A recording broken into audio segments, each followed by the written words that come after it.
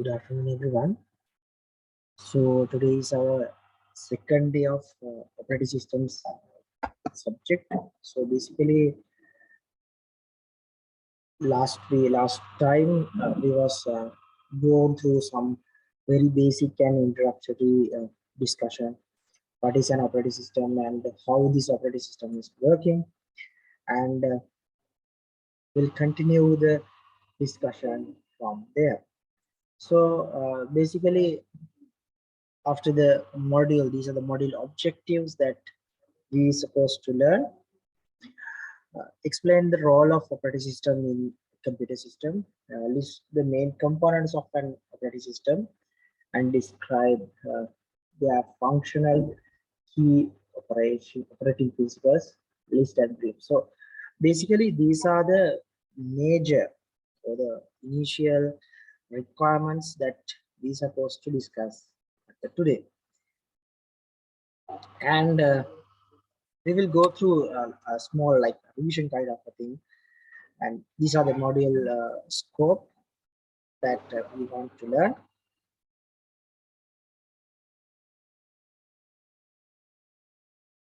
And here you might see the role of the operating system, so which was we discussed last time, and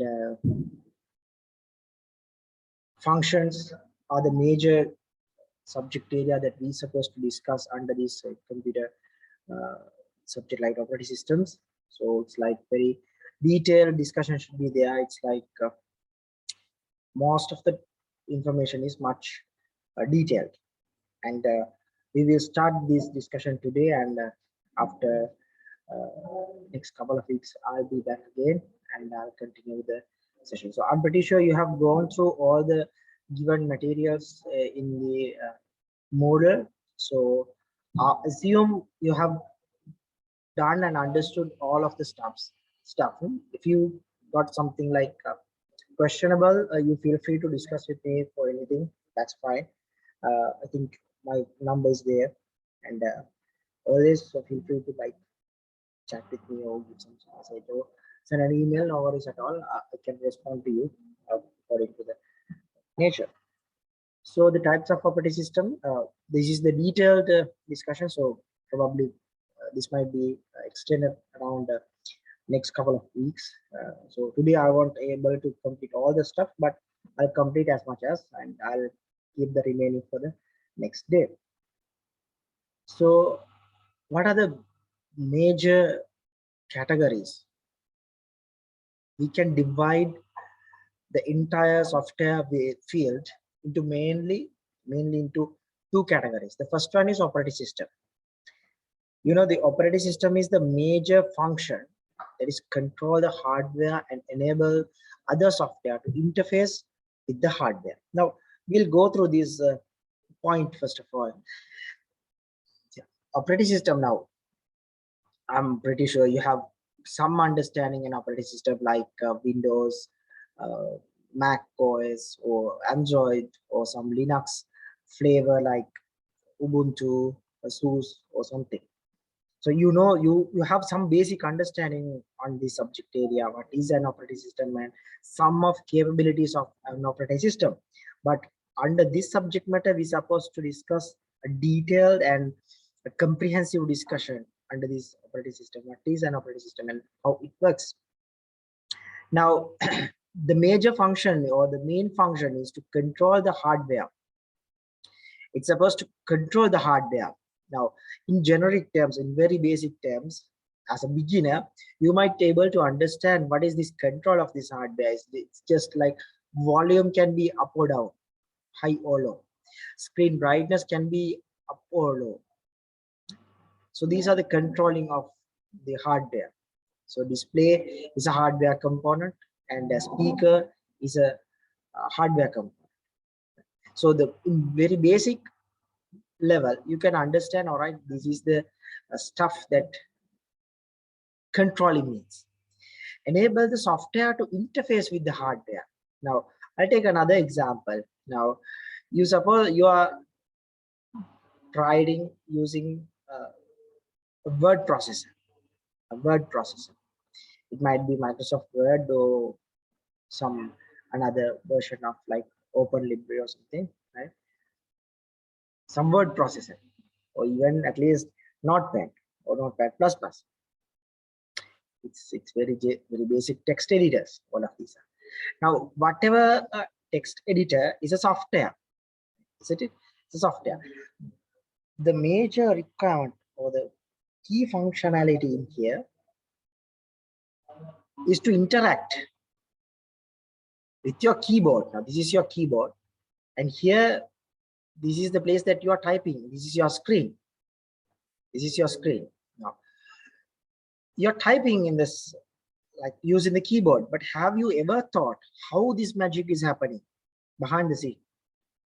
Lot of functions, lot of features, a lot of services are running to make this work successful. If it is not, it won't work. That's the reality. Now, I'll come to the next one. This enable other software. These are the other softwares. It might be not just a text processor. It might be something like VLC player or some another software that used for analysis, like programming platform, or it might be SPSS or Excel or whatever. Enable other software. So these are the other softwares to interface with hardware, interface with the hardware. Now, without this operating system, think you are trying to install Word into a laptop, which is a brand new, no operating system installed. Can you perform this activity? You can't perform this activity. Why? Operating system is the intermediate layer. It's the intermediate layer that supports for the hardware and the software. So interface with the software. Lot of softwares are there. All of these softwares requires to be run on top of this operating system. Furthermore, it's act as a control program for the other applications like Windows, Mac, Linux, Android, etc. It's a control program. Can control what happens in there. What are the controlling? Resource consumption. Resource consumption can be controlled, or it can control the usage or the CPU utilization in very specific terms. The memory usage, your primary memory, the RAM, how much RAM is going to be used. It's act as like control program. It monitors, manage, and optimize the processes, which is running as a software. So the second category is application softwares, which is like very basic and very generic, which we use day-to-day life, like word processors, browsers, spreadsheets, and so on and so forth. So these are the major category. A software world can be divided like majorly into these two categories: operating system and the application softwares. Now, once it comes to computing devices, there are a wide variety of computing devices available. What are these wide variety of computing devices? The programs. Mobile phones, laptops, desktops, server computers. Wide variety of computing devices. These are very large size, processing power, size in the sense, the physical size, processing power, storage capabilities, networking capabilities. It's wide variety. And there are a lot of applications available. What are these applications? Softwares, Word, Chrome, Netflix, MATLAB. So all of these are softwares. Now, whatever your software, whatever the software that you are using, supposed to be run on top of one device, or no, many devices. As an example, if you take Chrome, it can be run on top of a mobile device or a laptop or a machine or a server or any other place. any other place. So basically these kind of it's like variety of applications available for variety of services to be run. Now, regardless of any other thing, one major component required to combine these two, that's the operating system. Operating system is supposed to interface and control all of these softwares with the hardware. I'm pretty sure you are clear. Any questions? If you have any questions, please feel free to ask.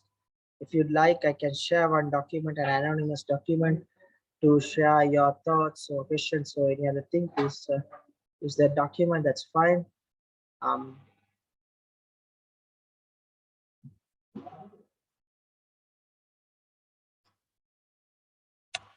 Any questions? Anything needs to clarify?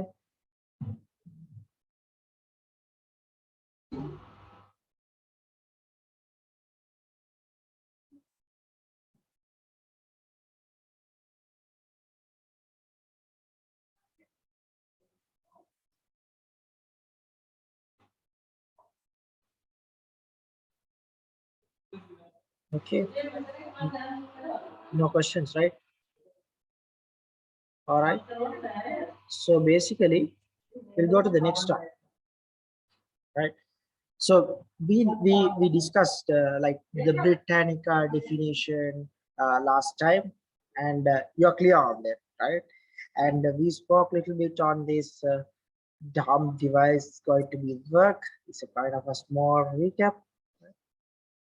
Operating system supposed to work. Yeah, any questions? Yeah, this is the correct lecture, right? So this is the correct lecture. Don't worry. It's not too advanced, right? It's not too advanced. We a couple of weeks back we have done the first lecture, right? Correct, right?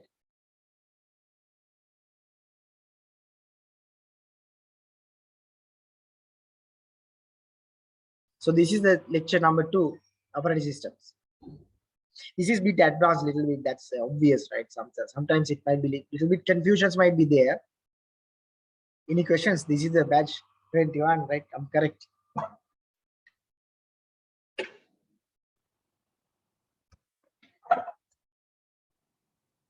Okay. All right. All right. All right there. So feel free to ask any question. You know, some of the things in the subject matter might be quite confusing. Let me share one document with you. Then you might share your questions, because some of students really fear to ask questions, keep quiet forever. So we have innovated right, to engage those people, quiet people.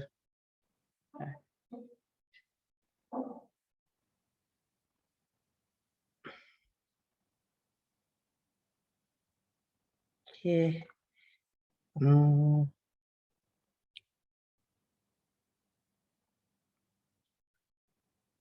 I have shared one document. You feel free to ask any question. If you don't like to switch on your mic, or if there's any case like mics are not working, such things. So basically, you can use this document. So ask any question in here. You feel free to ask any question. It's anonymous, right? Don't worry. Your name, your other details are not recorded. No worries at all. But always be like professional, like university students. Don't behave like paid aid students, or like what we call uh, normal public people, like Kavanos in here, right? You people are university students. You have some brain, and intelligent students are here.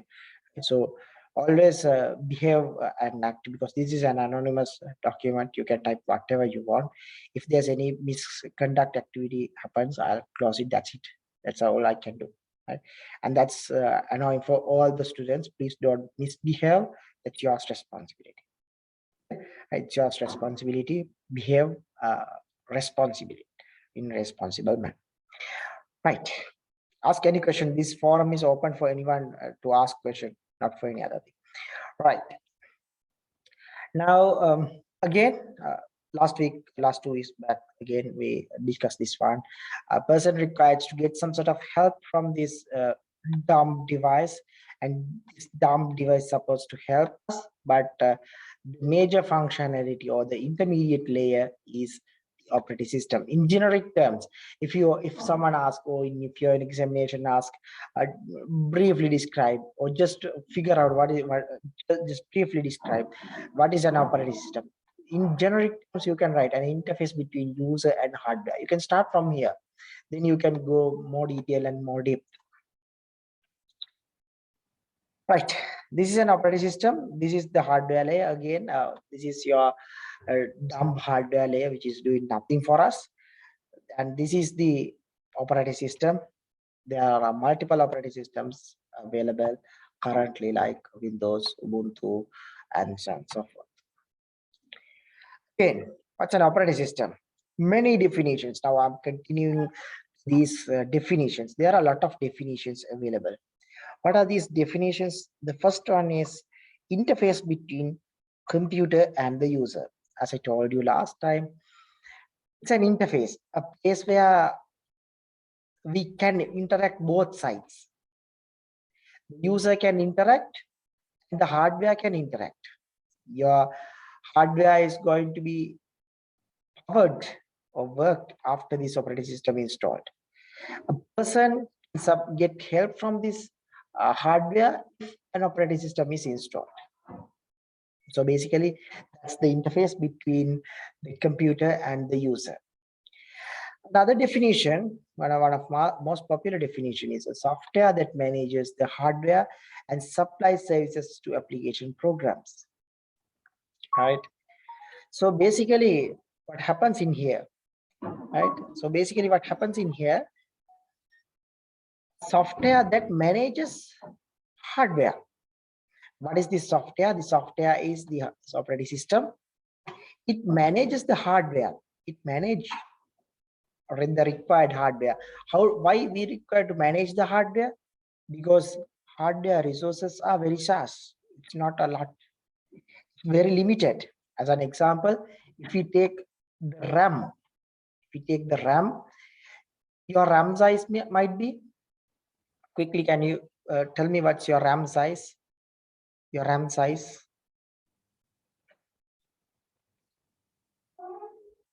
Quickly check your RAM size.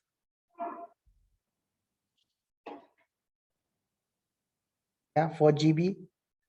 4 GB. How about the others? 12 GB. 12 GB RAM. Okay. Can you please take a photo and share it with us? Any others?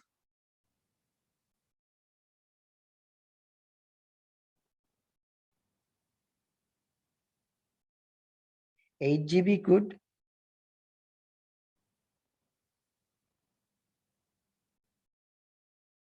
Anyone needs to know how to find this RAM size? Do you know how to find this RAM size?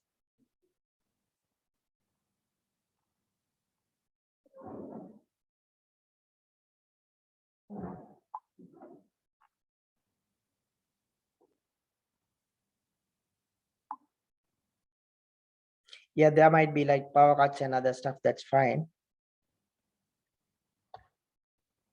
So no worries at that time. Do you want to find anyone requires? If you want, I can show you how to find this RAM size.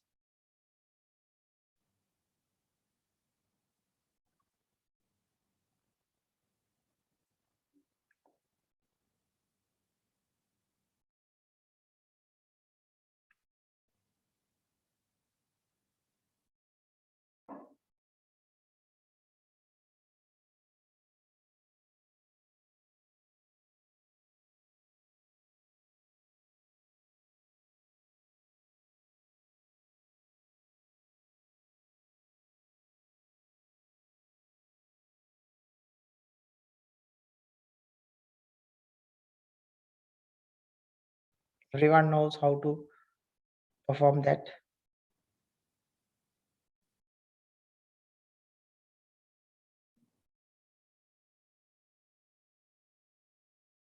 Come on, quickly, please.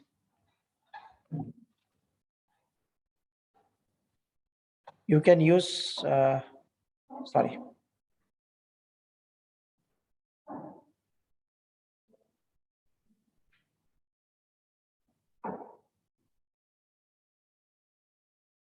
Yes, I think you all know, right, how to find the RAM size. All right, good. If you have got stuck, please, no worries, let me know, because I don't know, a lot of students might be there. Yeah, RAM info.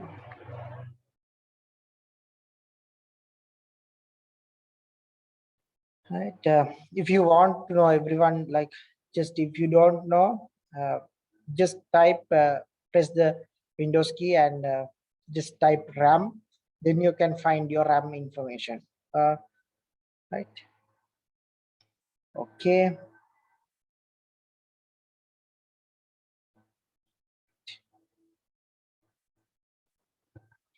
The manages the hardware, because you think your RAM is 8 GB RAM. So there are a lot of applications required to run.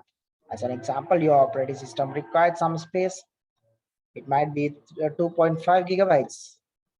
And here is your some another software like word processor, browser, right? So all of these are softwares that require to be run or use this RAM. So it requires to manage properly. If not, it might be a tedious process or a big process. And supplies services to application programs. It's supposed to help or services to the applications program. Now,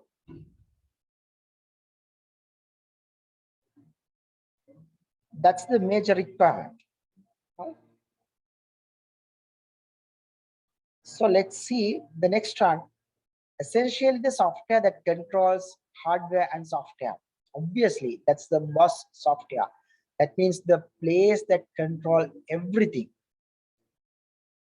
This is the boss software, the place that manages everything. That's the boss software. A little bit further, many definitions again. Programs implemented in software or firmware that makes hardware usable. Again, like same thing, it's like repetitive definitions available. Everyone is obviously speaking one thing, that is the use of hardware, the usability of the hardware using this operating system. And set of another definition, set of programs designed to coordinate the activities of a computer so that the most efficient use of the resources. Again, the same story is telling. It's like another coordination of the activities of a computer so that the most efficient use of resources, managing resources, or effective use of resources. Okay. These are set of programs.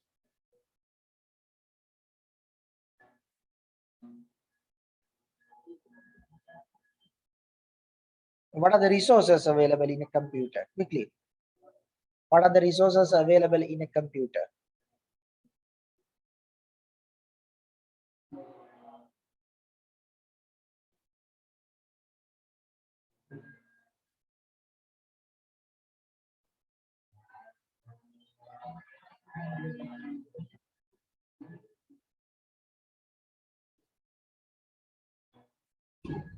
Yes.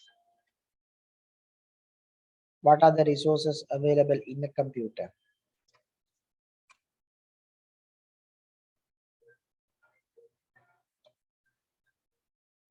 Any idea? Resources available in a computer.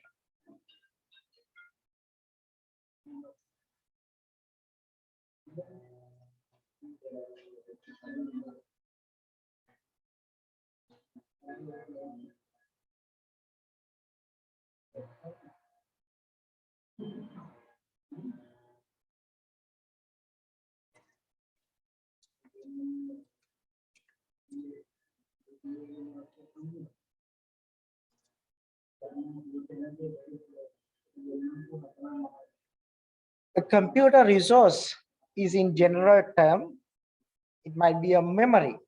Now, let me know what are the memories or memory types that you already know. You can use the chat or you can use the anonymous chat. What are the main memory types that you know?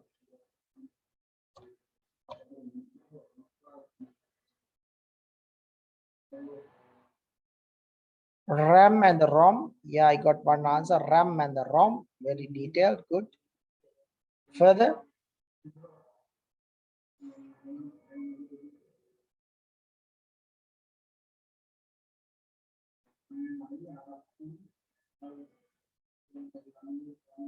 I have shared one form with you. Quickly, you can answer in this form.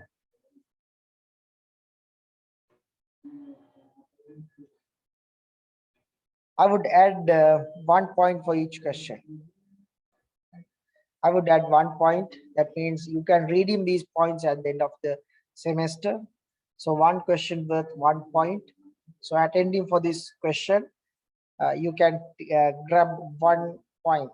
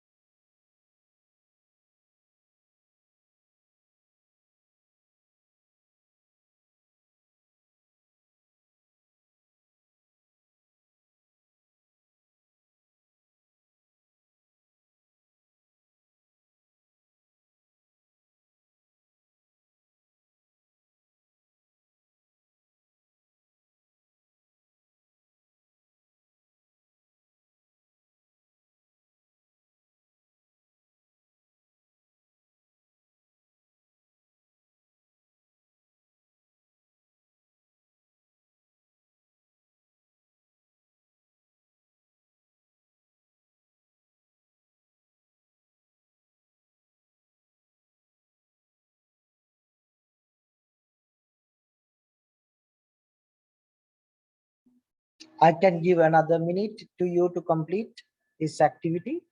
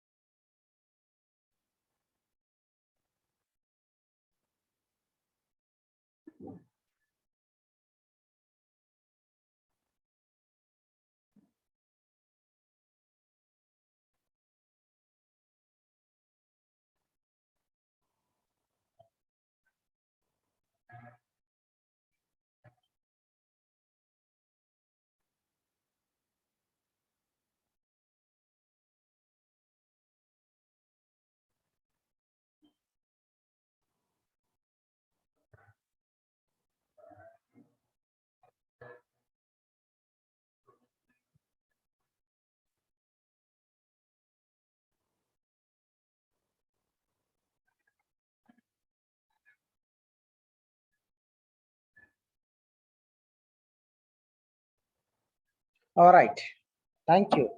I got a lot of responses.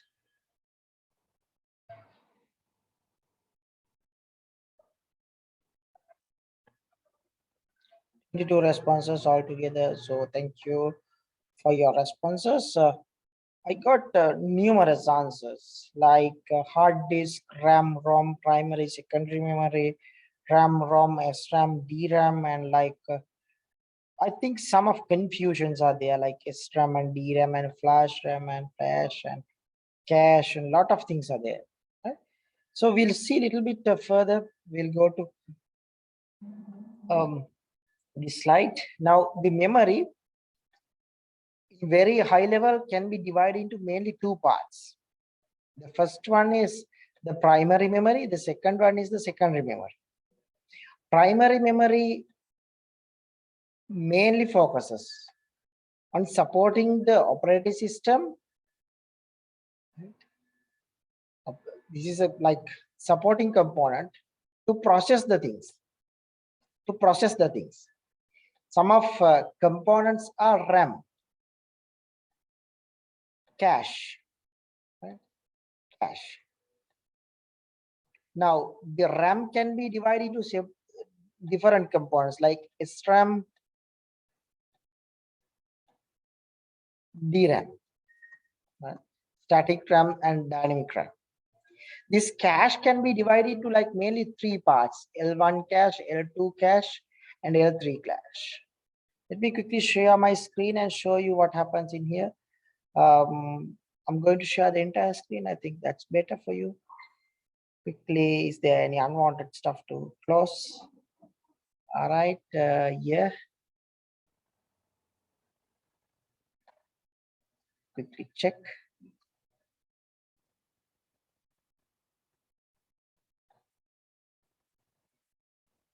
All right, I'll share the screen.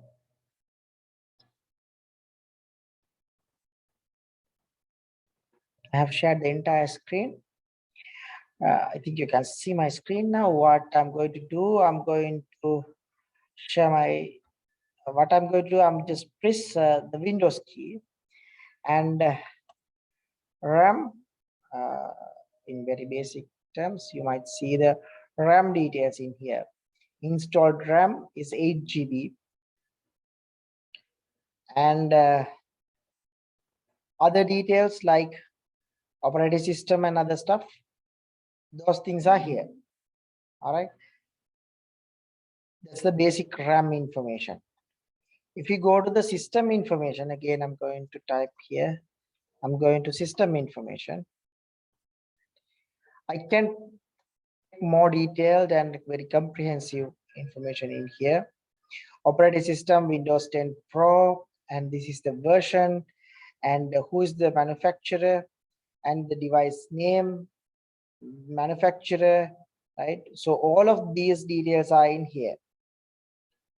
And if you go a little bit down, I might see this information. Installed physical RAM is 8 GB. That means I have 8 GB RAM installed. And my physical memory, my total physical memory, what is this physical memory?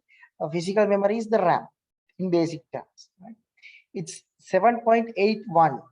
Now, why some of is like not in there, though it's 8 GB RAM we have in our machine, but total physical memory is 7.8. So that means around 1.9 GB is missing.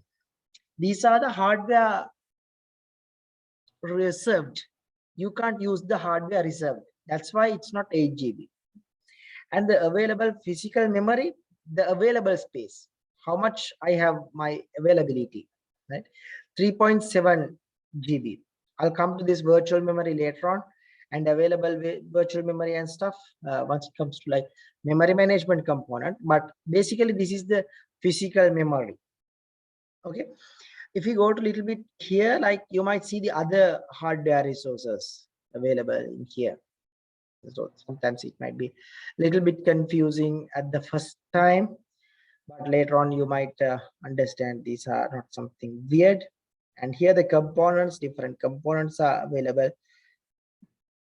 like input, keyboard.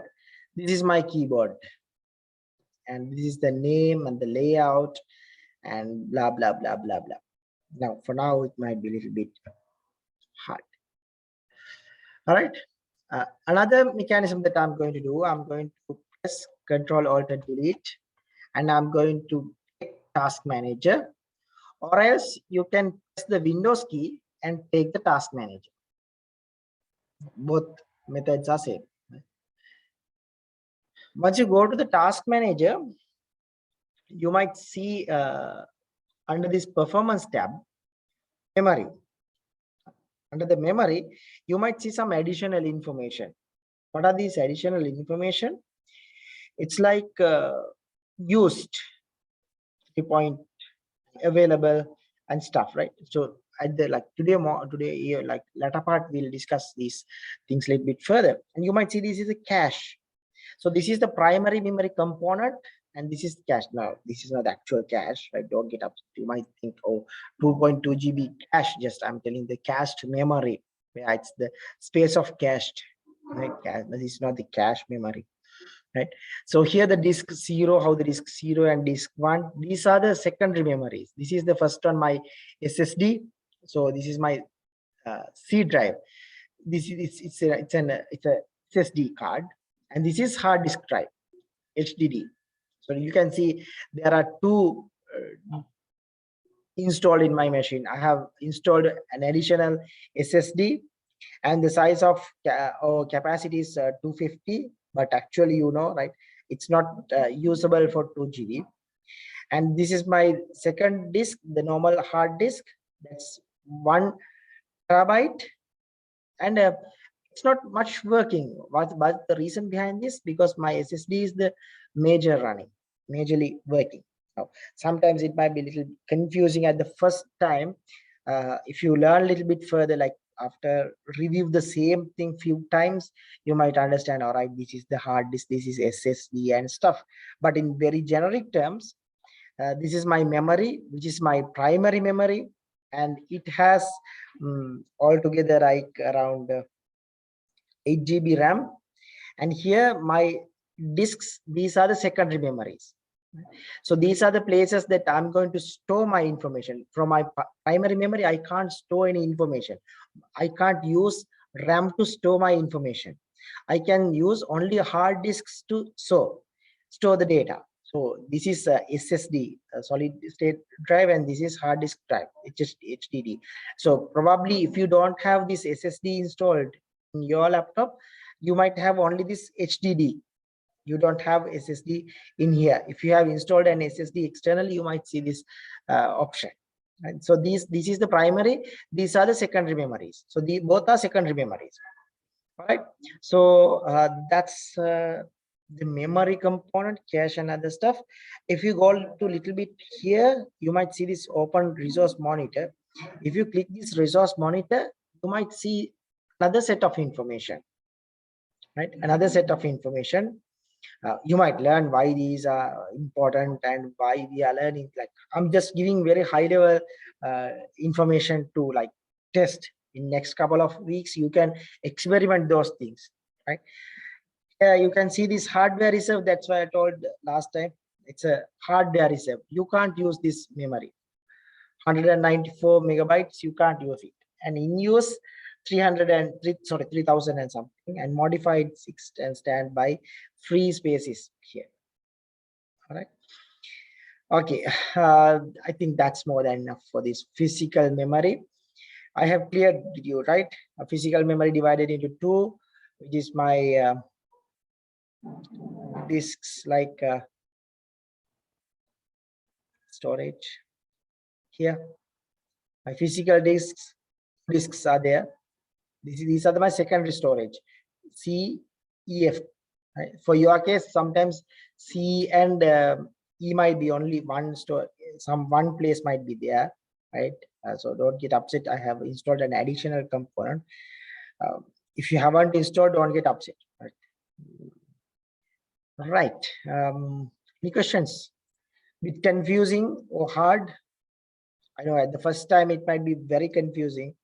If this is the first time that you are learning these things, it's quite confusing what this person is telling, right? It's quite hard. But later on, like if you try the hear the recording few times, at least 2 to 3 times, and stop it time to time, like pause it time to time, pause and find where are the new words comes, where are the new words. Sometimes all 3 hours it might be totally new words to you. So you have to give some effort for understand this subject, right? So this is quite hard. That's obvious. It's normal situation. It's not happen to you. It happens for every student. Right? So it's not something weird. Any questions?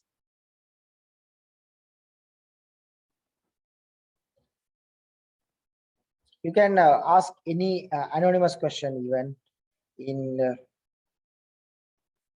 the Google Doc shared in there. If you're really worried to ask, if you're really worried to raise your question. Any questions? Any questions?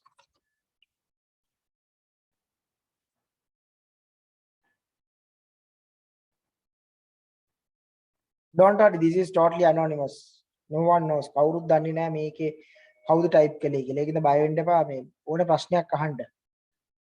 You can ask any question.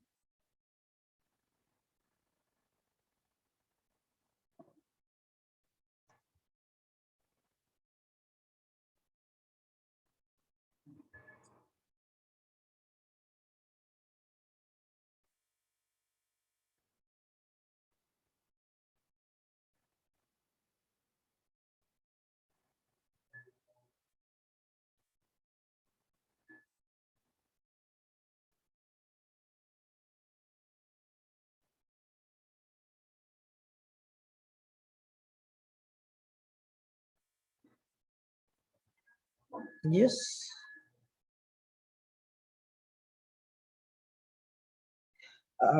There's a question. If we have memory percentage over 50, what can we do to reduce it? Now, this is a like common question, like everyone facing due to like memory usage. Like memory is getting a little bit high. Sometimes you have installed 4 GB. For your 4 GB, it's insufficient now because 4 GB is quite limited capacity. Even my 8 GB is insufficient. That's why I have used some additional support. The best is 16 GB around somehow. How to reduce this memory? The very first thing is you can stop unwanted memory usage or memory places. Let me quickly share my screen.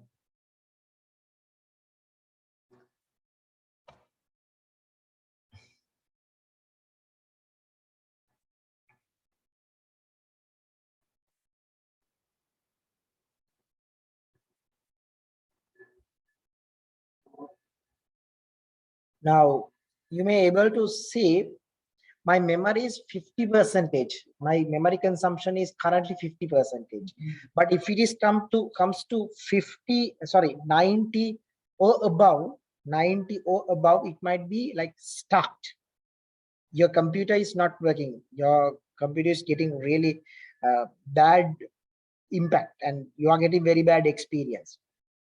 So very first thing, what I'm doing, I'm just ascending and descending order. You might see I just click in here. Once I click in here, it's automatically arranging into ascending or descending order. In this case, it's in descending order.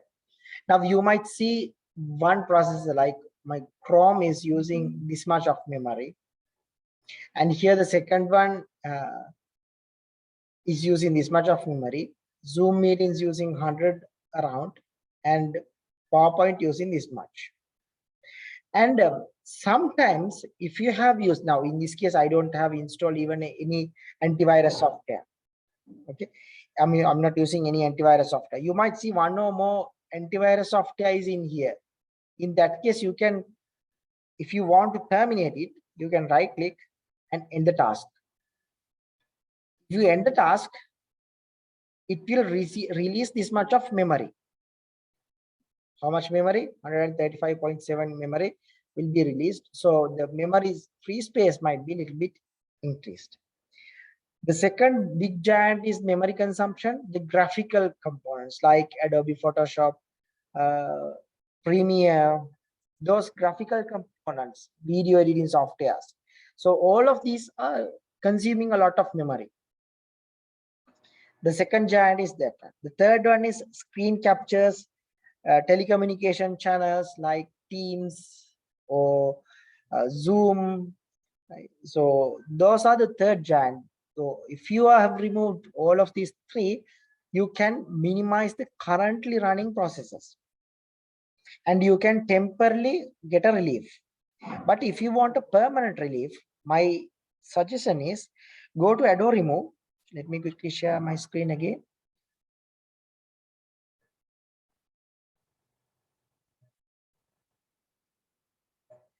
Press Windows key, type add or remove programs.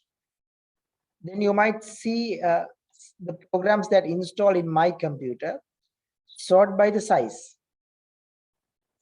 Now you might see my biggest software is Visual Studio Code, and it requires 392 megabytes.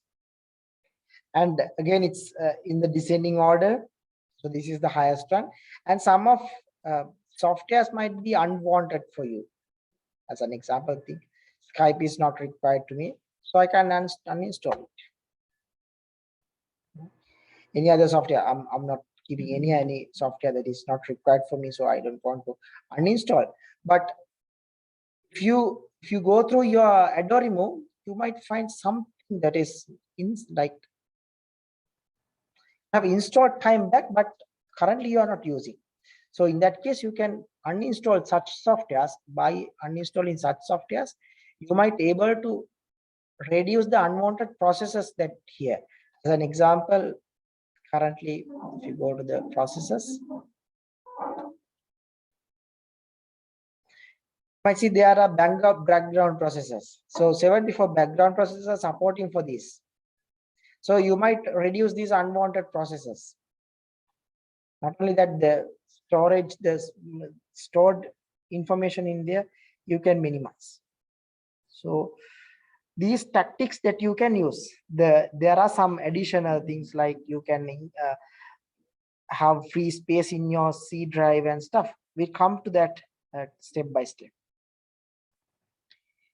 Yes.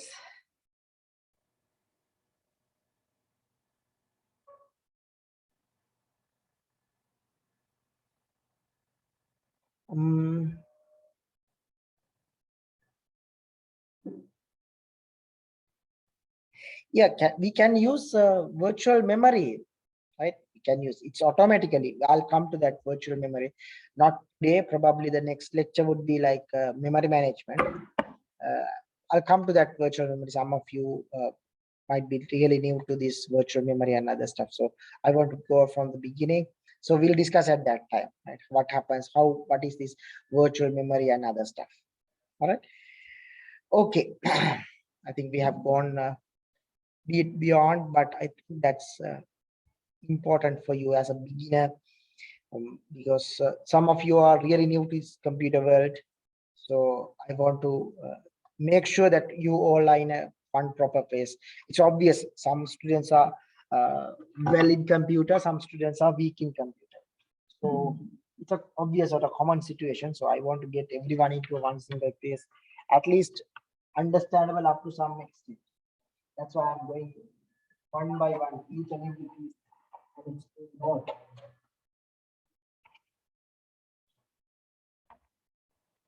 All right. Now we were stop the resource management or efficient use of resources. One resource is memory. Now we have gone through this memory a little bit further. I'm pretty sure now you have learned these things well. Learn a little bit further. I've just given some high level explanation. There are very detailed information in here. Another valuable computer resource is CPU, where your processing activities happen. I'll come to this in different times, and I'll discuss how the CPU and other stuff works. Right. Role of operating system in software interfacing. Now, this is the operating system, and this is the application software. A lot of application softwares are there, and here the BIOS is installed. And you might see different hardware components like processor, memory, file system, IO devices. All of these are hardware components. So if we tell all of these like hardware layer, we can tell in generic terms it's hardware layer. So this is the operating system. It might be Windows, it might be Mac, it might be Android, it might be Linux. And here the application software layer. As an example, it might be a word processor like Office. It might be a browser like Chrome. It might be like audio or video player like VLC player. All of these are application softwares. These are operating systems, and these are the hardware layers, the components in the hardware layer. Now, I told you this time to time, I'm telling the same thing. It's the operating system supposed to connect all of these. So this is the hardware layer which connects to this operating system and including the BIOS. This is one of a important point. Today I'm not going to discuss this BIOS a little bit further, but later on, if not in the subject matter, in other computer subjects, you might learn this BIOS and its behavior. And here the user interface. Now, obviously, this is the operating system. This might be the user interface. In any operating system, there's specific user interface to interact to the user. Not only that, but also the users are like, there's a capability to connect users to these application softwares and the other software interface layers. Right? And there's a virtual interface, obviously. This virtual layer might be a hardware component, or it might be currently just some sensor. It's just sensing something more advanced. I'm not going to that advanced. I'm getting a little bit more like very rough discussion in here. Users are interacting with this application software, obviously, yes, but this interaction won't happen if the operating system is not helping for these application softwares in here and there. As an example, to store something, we require this file system, and we need this primary memory or secondary memory, and the processor to process the details. So these things would be happen. Clear? Now that is the role of an operating system. Like operating system is the big boss in your company. That's your computer world. All right. Any questions? Anything needs to clarify? Ask me any question. Don't worry. If you are really worried to ask question, you can use the Google Doc and ask the questions.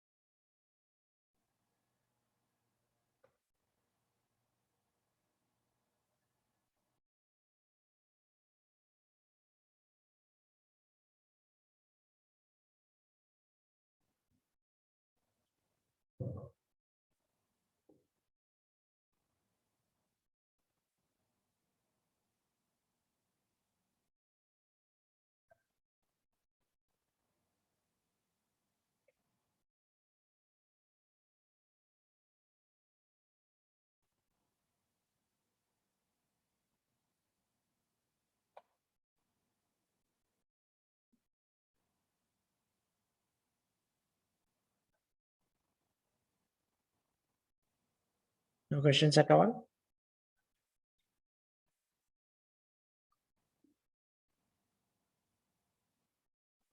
Or even hard to ask a question even?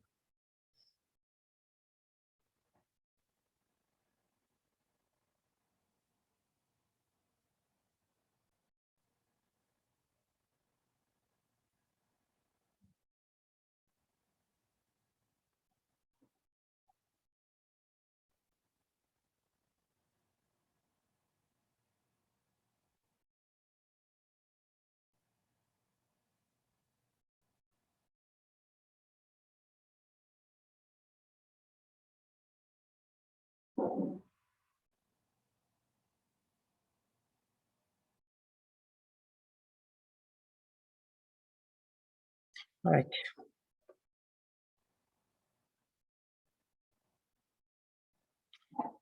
Now we are well in this role of operating system. We'll go to these functions, which is the most detailed and comprehensive discussion related to the operating system.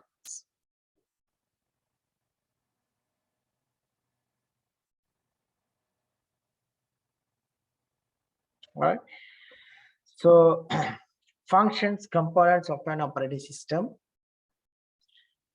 What are these functions? There are different functions available. The first one is processor management. The second one is memory management, file and disk management, user interfacing, device management, system security, performance and error handling. So these are the major components of an operating system. So operating system is responsible to perform required activities for process management, or the processor management, memory management, utilize the memory, optimize the memory resources, get the maximum done from the memory, file and the disk management, how to store files and how to process it, and the system security, how to perform the system security, like vulnerability assessments, security patches, how to access to the system without any information like intruders, device management, how to manage devices, user interfacing. Basically, I think you have learned this user interfacing, the resource available, the external resource available. I'm pretty sure you have gone through the command prompt and access password of network. Have you done that? But do you done that experiment? Have you checked the passwords using command prompt?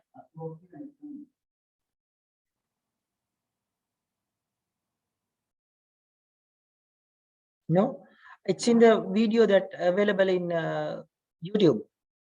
It was done for your one of your student, like not your seniors, if I'm not mistaken. Right. So you can take passwords and other stuff. So very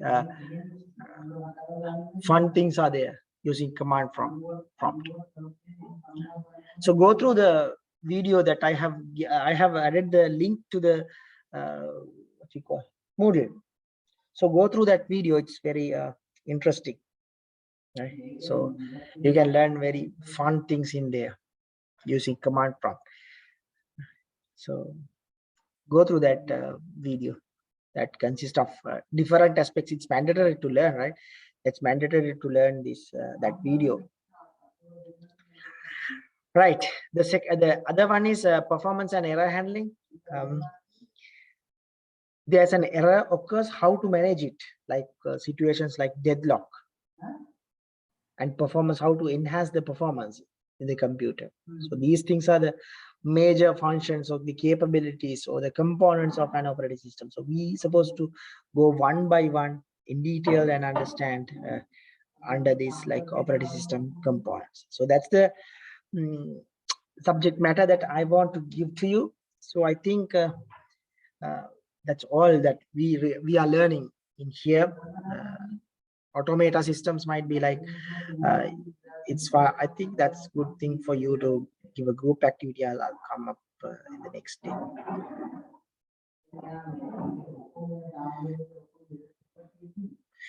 All right.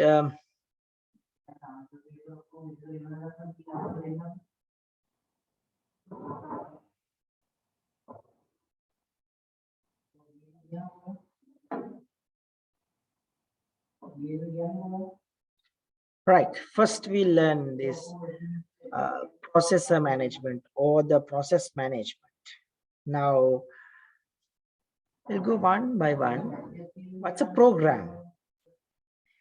What's a program? A program is software in generic terms, in very simple terms. A program is a software. But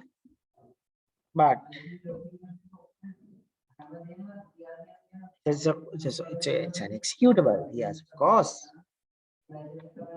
It was written using Python, Java, R, or Ruby, or some another language.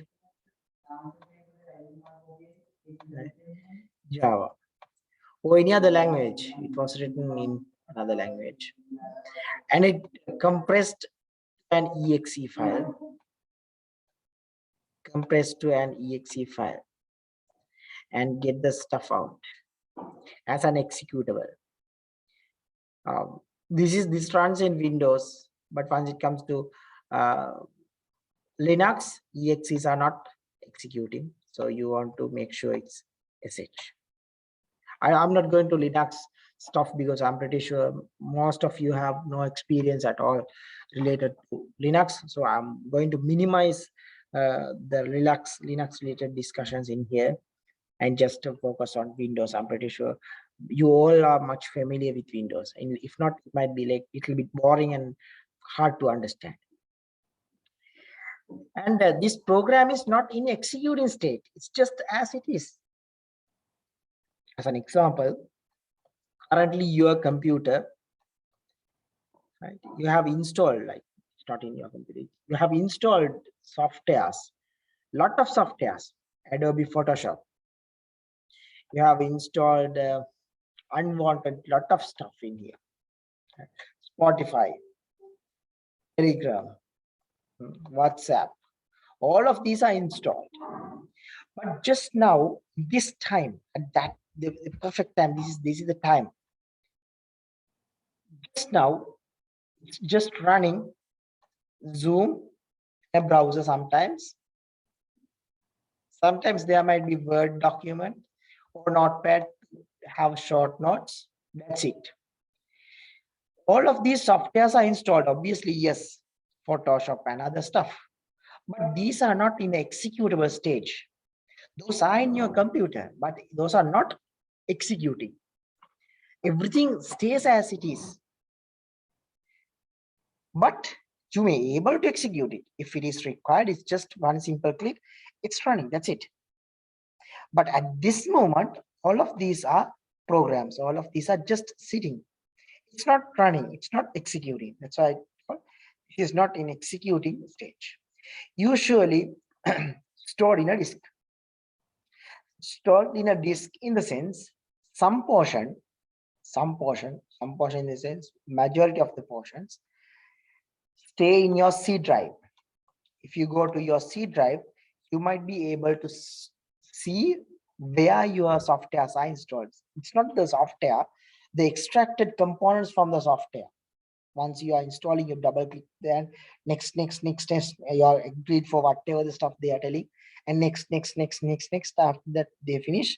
So meanwhile, there was some bars for like progression bars was appeared in your monitor.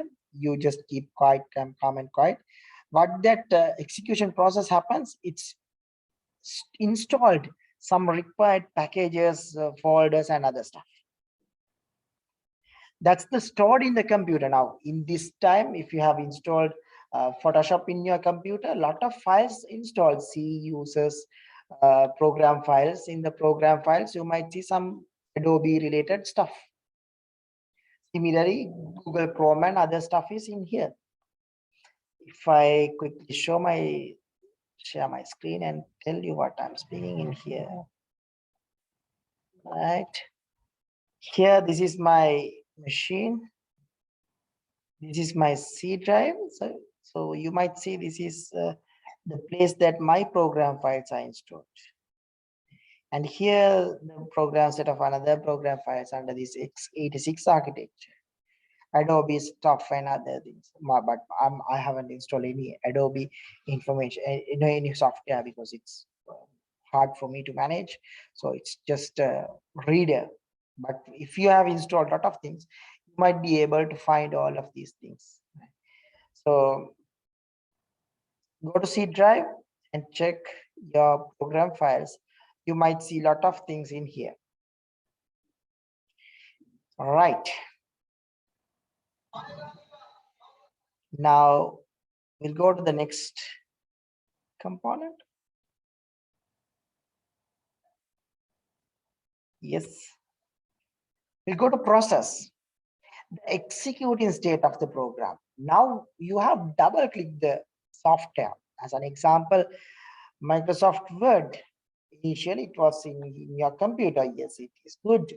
It's installed, but it wasn't executed. It was there. And now what you are doing, this is your desktop. There's an icon for Word. You double click it. You click it and it starts opening. It starts opening.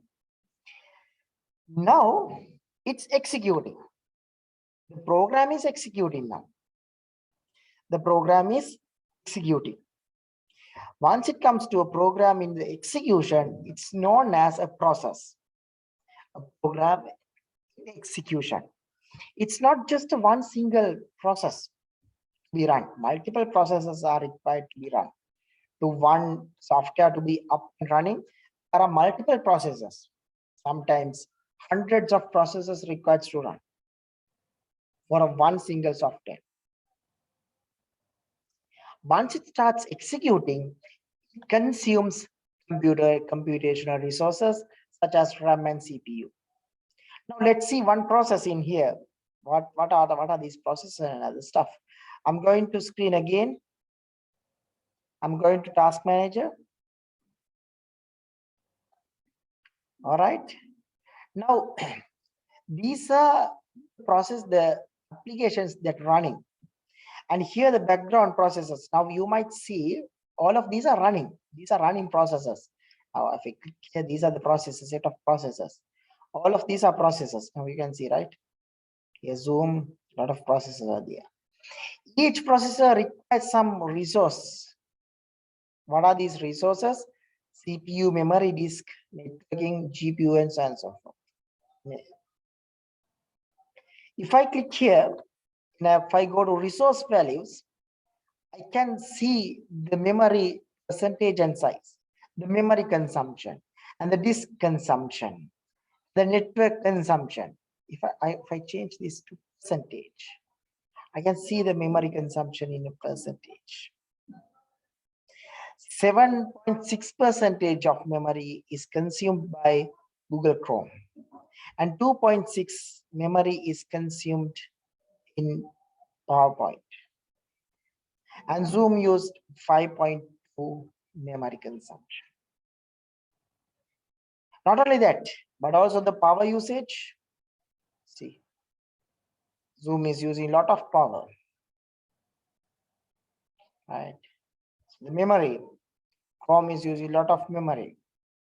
CPU, Zoom is the highest consumer for CPU. Okay. Now, these are running. All of these are running. If you click here, you might see resource values. Or if you want to create a dump file, you can create a dump file, but don't worry, there's no point at all. If I click here, you might see there's a process to be written to file. And after a minute, all right, it's in here as a dump file. I'll come to these dump files later on, why we require these dumps and other stuff. But if someone asks to create a dump, just very simple thing. All right. So apart from that, we can find detailed information. You can go to this details tab, and you might see the same stuff, right, in different manner. It's like quite complex. but don't worry. I'll come to here again. I just right click from this one. I'm going to these properties. If I go to properties, I might able to find some other additional information related to this one. I'm going to right click here again. Then I'm going to go to details. If I go to the details, I might be able to find some sort of specific information related to the given process. What is the given process? The given process is Microsoft PowerPoint. And under the details tab, you might able to find the extract name. Name is powerpnt.exe. And there's a specific or a unique ID for this process. It's 7596. This is the process ID. This is a unique ID for all of these processes. If there are thousands or millions of processes, each process has a unique ID. And there are two status at the moment, running and the suspended state. I'll come to that in later on. This PowerPoint is currently in running stage. The username, this is my machine name that I have used HP, and the CPU is nothing I have used. Memory, the physical memory, my physical memory is 8 GB, and this much is the used. And currently, don't want that. That's quite comfortable. I'll come to this security component in there, right? These are the information. Now, if we go to this status, as I told you, two types of status are there. Running stage, a lot of processes are running. At the latter part, you might see some sort of processes suspended. These are not currently these are not running at the moment. It's just suspended state. So these are not running at this moment. All right. Yeah. These are the apps. These are the startups stuff. I'll come to these startups later. All right. Okay. Any questions up to now?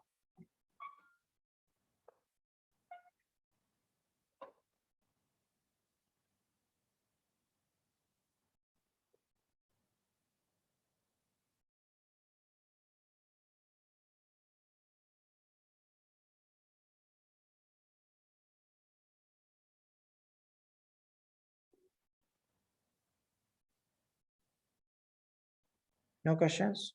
Clear? I can't believe even. If it is clear, I can't believe.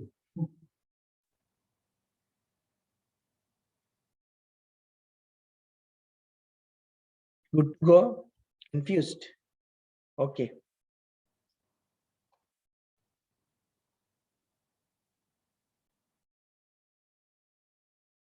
Here, there's a question. Let's see. Command prompt, I'll come, right? I'll come to the command prompt, what we call user interfacing.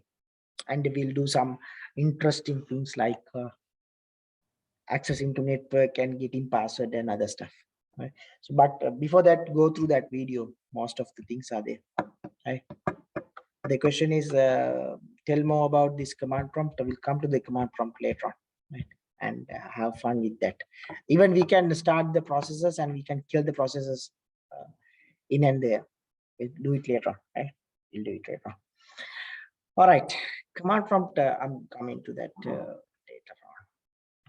Right. Where we are.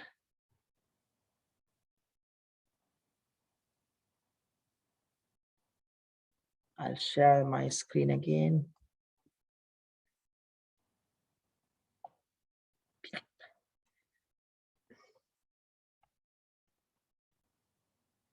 Program versus process. Once a program is executing, that's known as process. Program in execution. Now, what's the difference between program and the process? When a program is executing, it's known as process. Right? That's not the exact same thing, right? Different processes are there to run the program. That should be the exact same thing. But a program is executing. For that execution, we require a lot of processes. Okay? We require a lot of processes. Once a program is executing, There should be not, that's known as process. There are a lot of processes to be run. In simple terms, program in execution. Some terminology available a little bit further, like program, set of instructions that we can be run, process, an instance of program that is running in the memory, thread, a new word, thread, a part of a process that can be executed independently. What is a thread? It's the part of process that can be run independently. I'll take one simple example to explain all of these three components. Program is like just your body. It's just like your body. Head is gone a little bit down, right? Program is just like your body. It can't do anything, isn't it? It can't do anything. It's just a like dumb hardware. But if you want to scold someone or throw something, one process is going to be run. One instance is going to be run. What is that? Your hand is going to throw a stone, or your mouth starts shouting, which is very bad. These are the processes. Now, for each process, there's a specific hardware. Your hand, your mouth, or your eyes, or your legs, or specified hardware components are there. Somehow, all of these are like separate instances of the same case. It's one instant. Walking is one instance of your body. Eating is one instance. For eating, you need to execute multiple processes. Your mouth should be up and down. Your hand should be up and down, right? You should, like some obvious system processes are there inside here. What are the like default processes? We can't stop it. Breathing is a process. You can't stop it. Blood circulation, you can't stop it, right? So these are the processes internally happens. And what's a thread? Thread is a one single part. It's a one single part. If you are throwing stone from one location to another location, if you are throwing one location to another location, what you do, there are multiple threads was executed. Your fingers, your hand, your body bend, and the muscles was work different. Very simple but very powerful components. Altogether, they were different components. Your fingers was moved, and your body muscles was moved to throw this stone. So all of these smallest components are known as threads. Program, process, and a thread. It's very simple and very generic. Right. Any questions?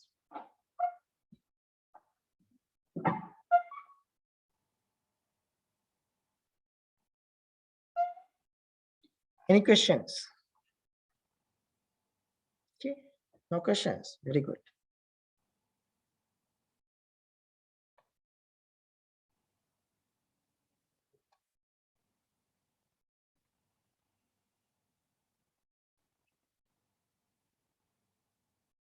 No questions. All right. Good. Then I will share one question. Again, you can earn 1 point for by completing this simple question.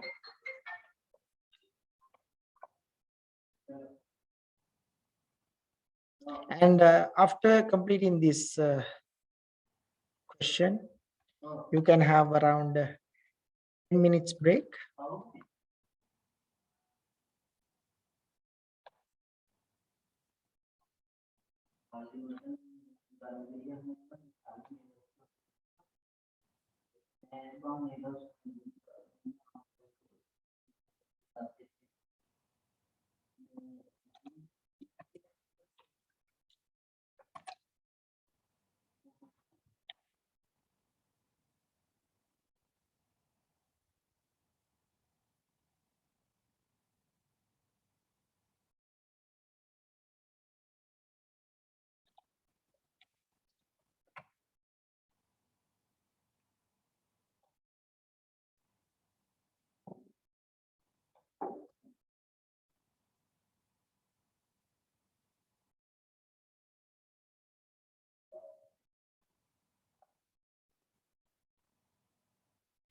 Right, I'll share in the chat.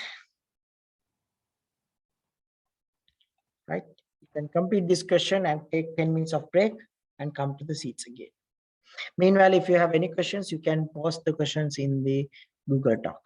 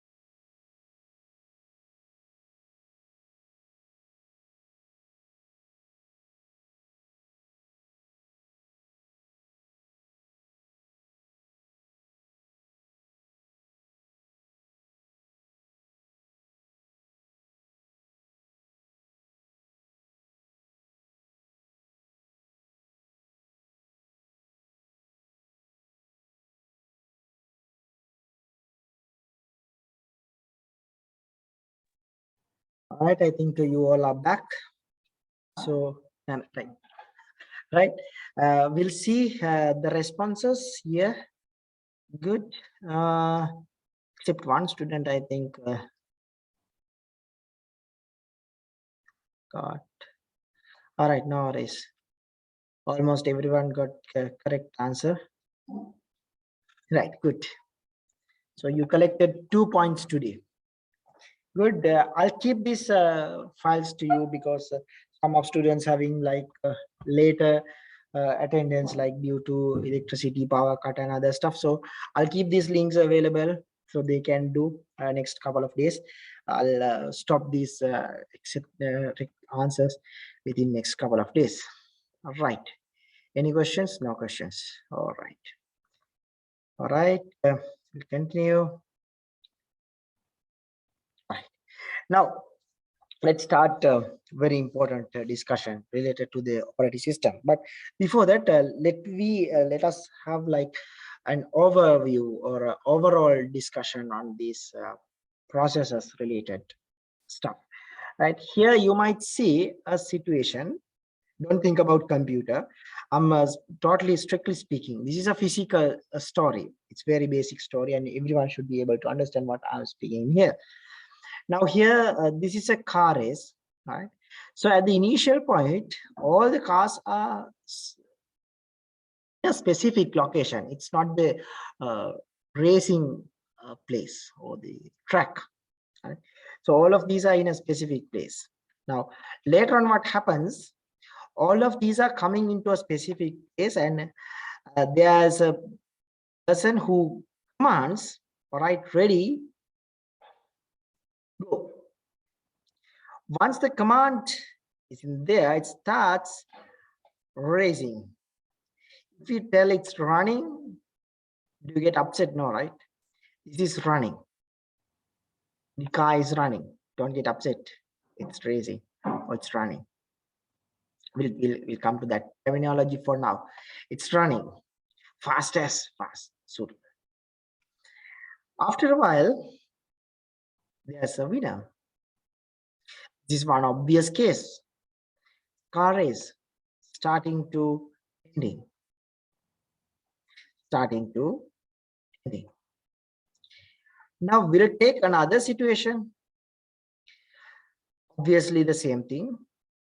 Cars are originally in a start. This is start stage. And it becomes to ready stage. Ready to race. Ready stage. After the ready stage, moves, or we'll tell it's running. It's running.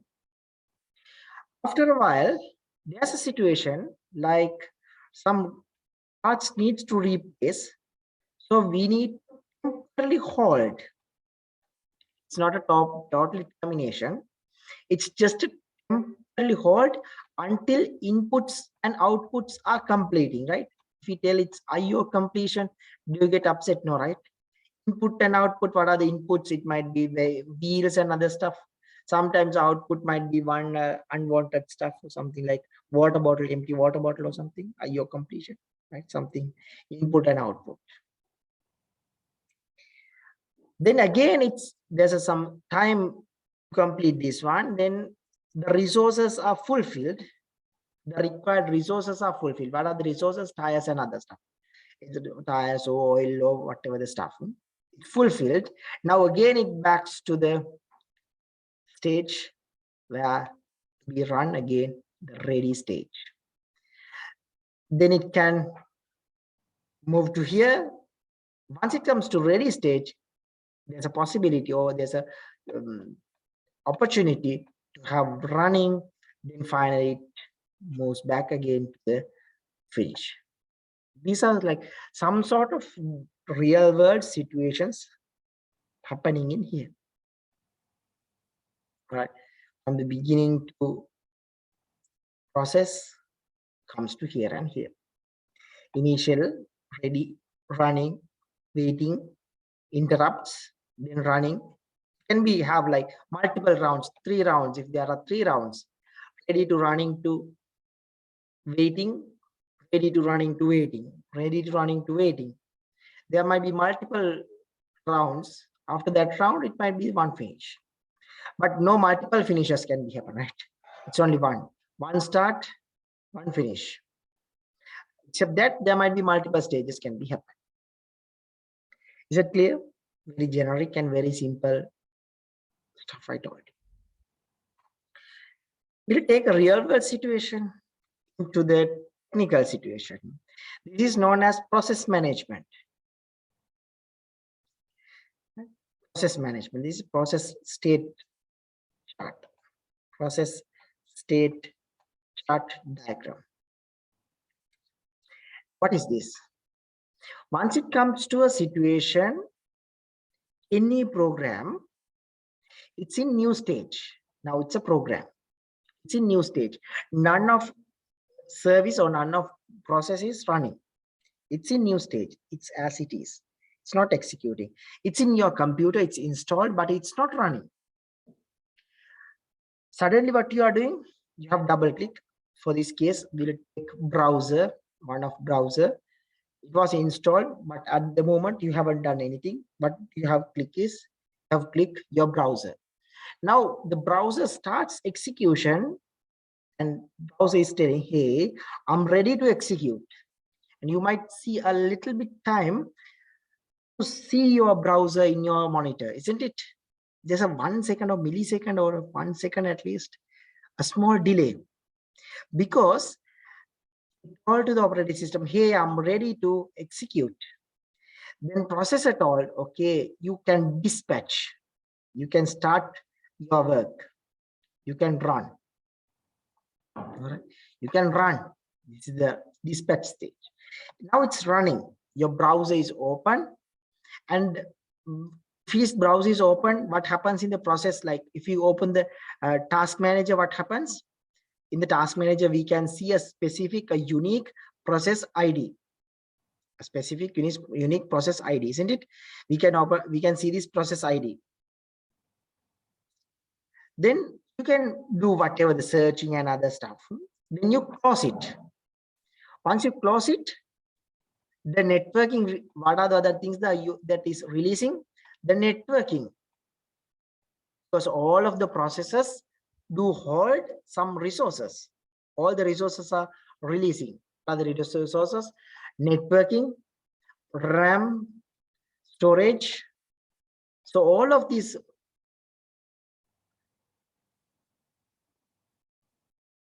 resources were released, going to be dead, terminated. That's the end.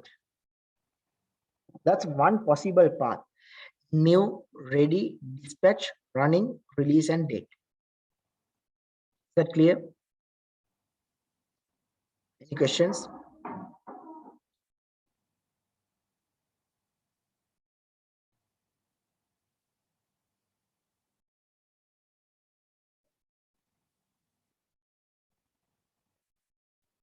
No questions? All right. What I'm going to do, I'm going to have another path like this. Browser is installed your computer.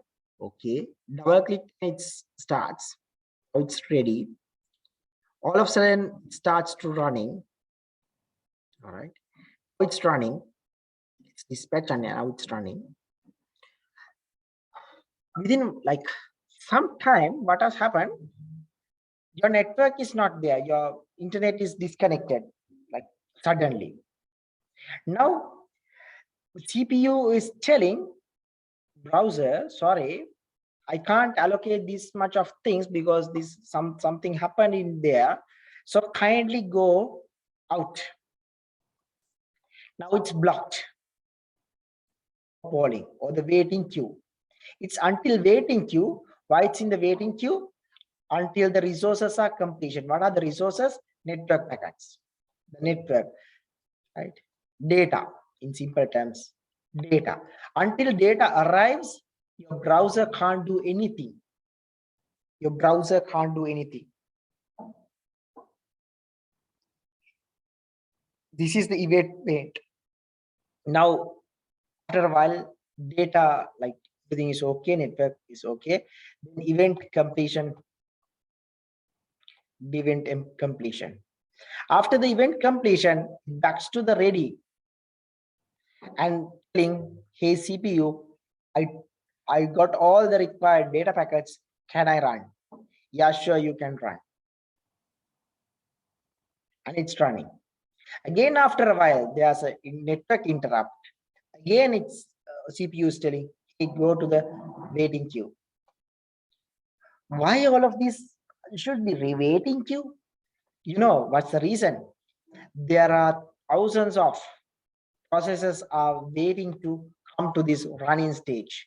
But in a given time, processor can run only one process, not two processes, only one instruction at a given time. I'll give one simple example for you. Now there are multiple politicians, politician 1, 2, and politician 3 and 4 and 4. Everyone is fighting for one thing, president. I want to be the president. There's a one opportunity. It's a big game. It's a big game. Everyone ready to come to here. But processor allows only one. There are multiple. There are enough number of people who willing to take the responsibility. Got the point?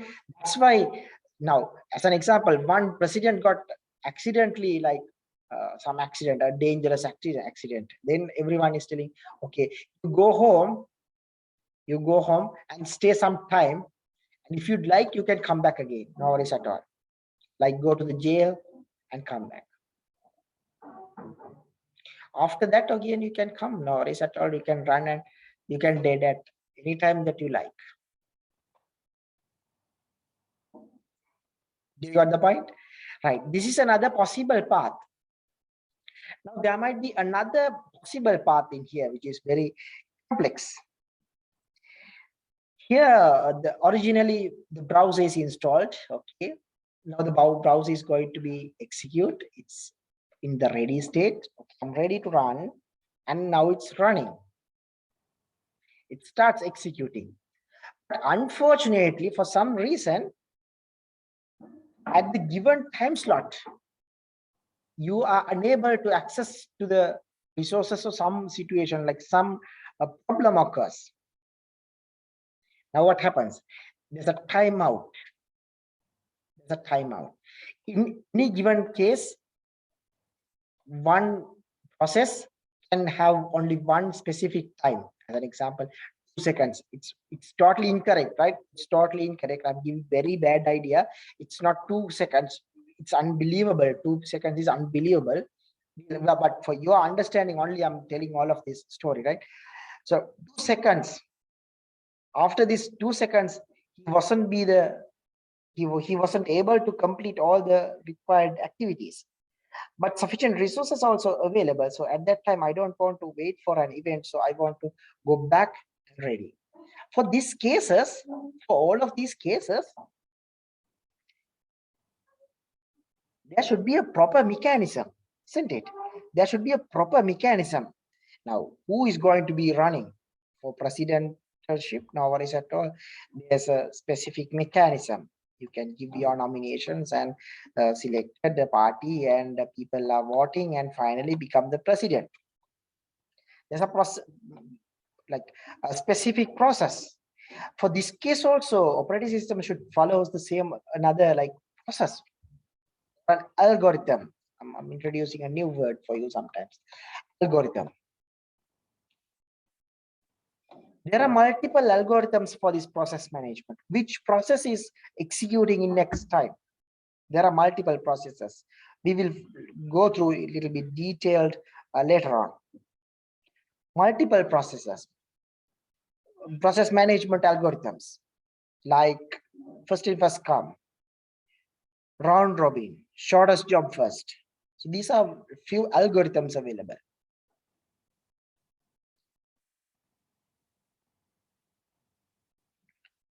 From ready to running to terminate, or running to event blocked and ready again. So this is the process back and forth. It's running back and forth, and finally it's going to be dead or terminated or finish the process. This is the high level discussion on this process management. Any questions?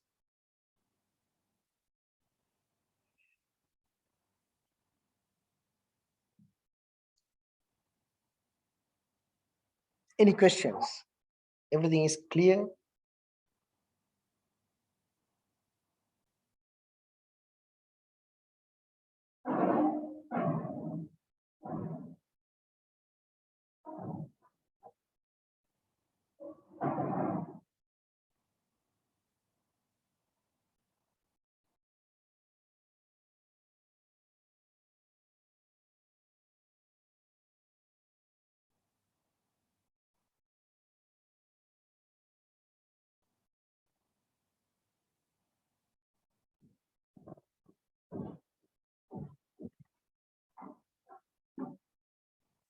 No questions? Sometimes you want to watch the same discussion 2 to 3 times to ask questions sometimes. Right? Sometimes that might be the reason. All right, process management. Now, do I discuss the process IDs and other stuff here? It's right. Process ID. I'll quickly do an. Yeah, I told.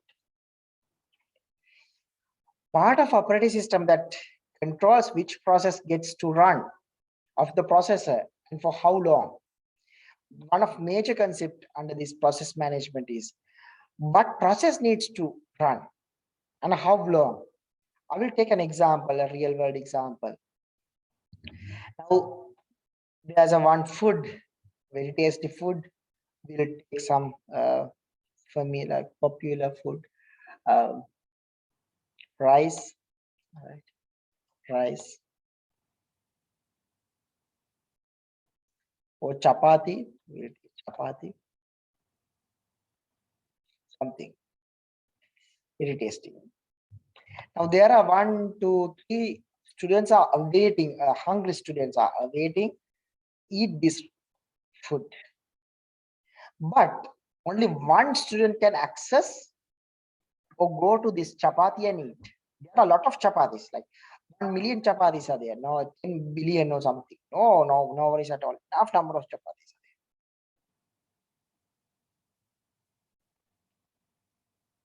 there. Right? So what happens in here? There should be a proper mechanism because we'll tell student 1, student 2, student 3. All of these students are waiting. They have same priority. All of these 3 are want. No, I'm the first one, like presidentialship. I'm the first one. I'm the best. I'm the best. So select me. Right? I'm the best. Now avoid these. Like if everyone struggles to jump, like go inside here, it might be some huge problem.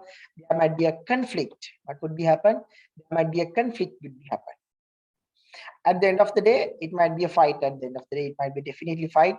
No chapati for anyone. Everyone goes to hospital. Avoid that.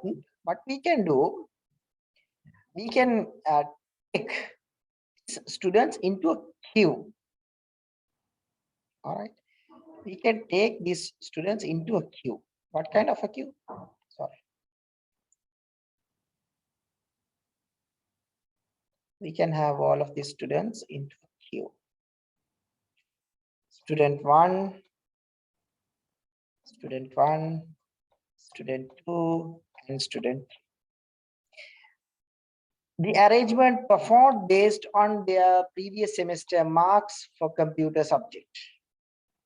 S1 got the highest marks, she is 65. Usually, maximum marks might be 65 to 75, not more than that. The best student got 0 marks. It's obvious and normal situation. Most of the students getting around 35 to 40. This is an average student who got 35. The best student got only 65. So normal situation for computer subject.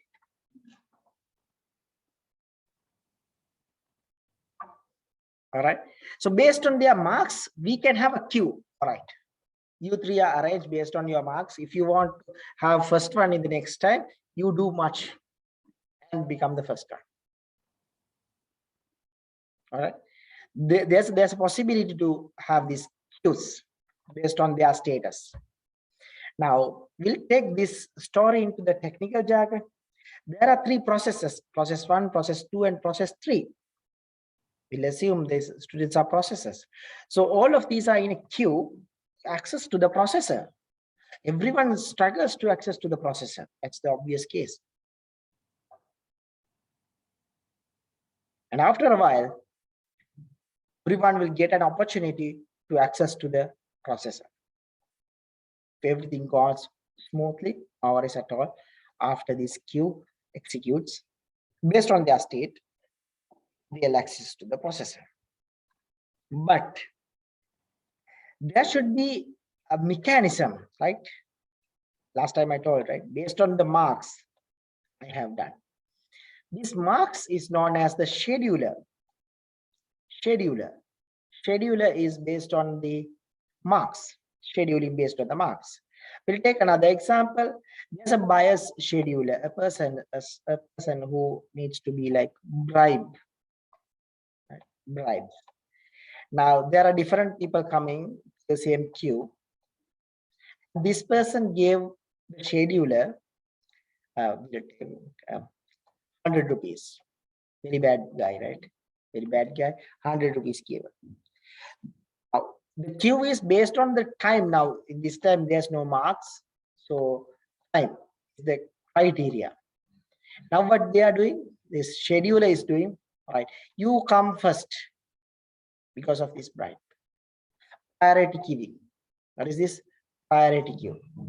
Or it might be first come, first serve queues. Based on the first time, the arrival time, at what time you came. There are 3 students came into the queue. The first one came at 9 o'clock. The second one came at 10 o'clock. The third one came at 11 o'clock. So the first one arrives to the queue is going to be executed at the first. The first come, first serve. This is scheduling. These are schedulers, schedule algorithms. Many different schemes to decide. So the priority, the arrival time, or the activity to do the smallest activity, shortest job first. Different schedulers available, scheduling algorithms available.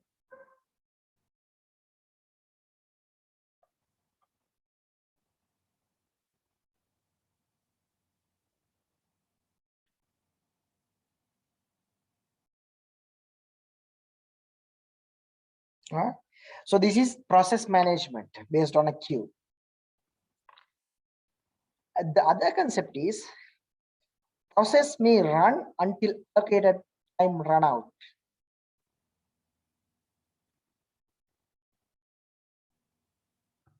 Process may run until the process times run out. Now, you can access to this place, but there's a limited time. You can enjoy inside here. You can eat unlimited chapati until 10 minutes. After the 10 minutes, you have to go back out. The next one going inside.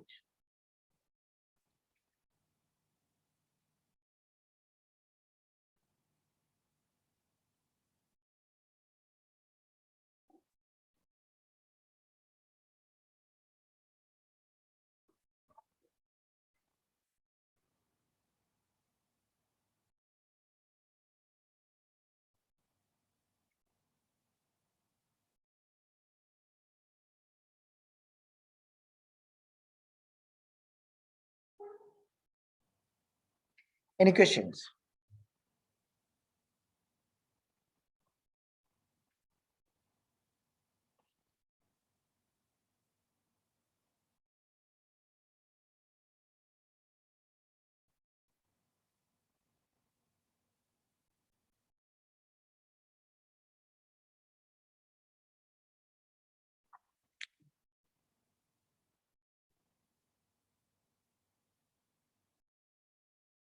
All right. Maybe block this because have to wait some resource waiting for IO device. Now you are clear on this process management. The entire story is clear now. Interrupts often used to let operating system know when an event process was waiting for has an occurred for device ready or something, right? Something happening. Right. We'll do a small icebreaker. Small activity again. What should we do now? We'll do a small icebreaker activity. We'll see what is the activity to do.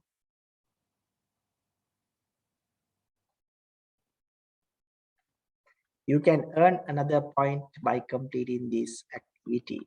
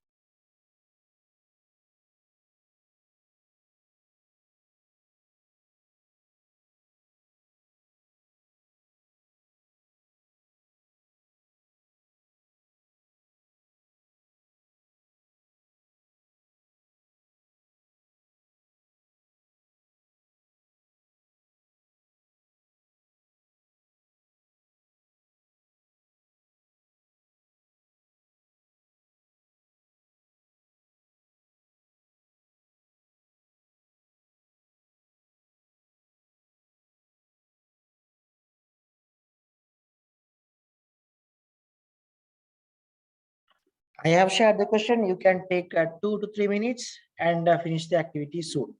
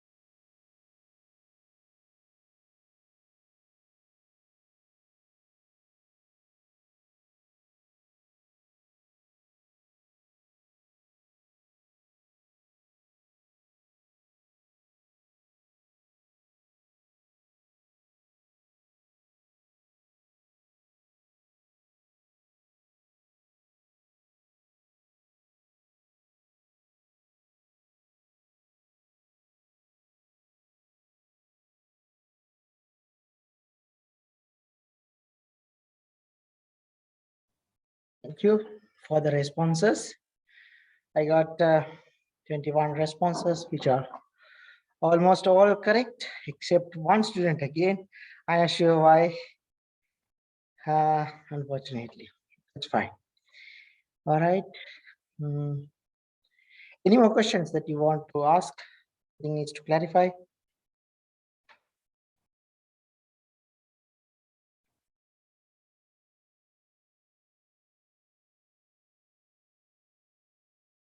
No, thing is okay. All right.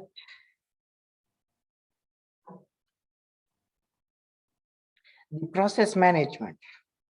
We'll see a little bit detailed discussion on this process management. Process management includes tasks like allowing new processes to start. It allows new processes to start. All right.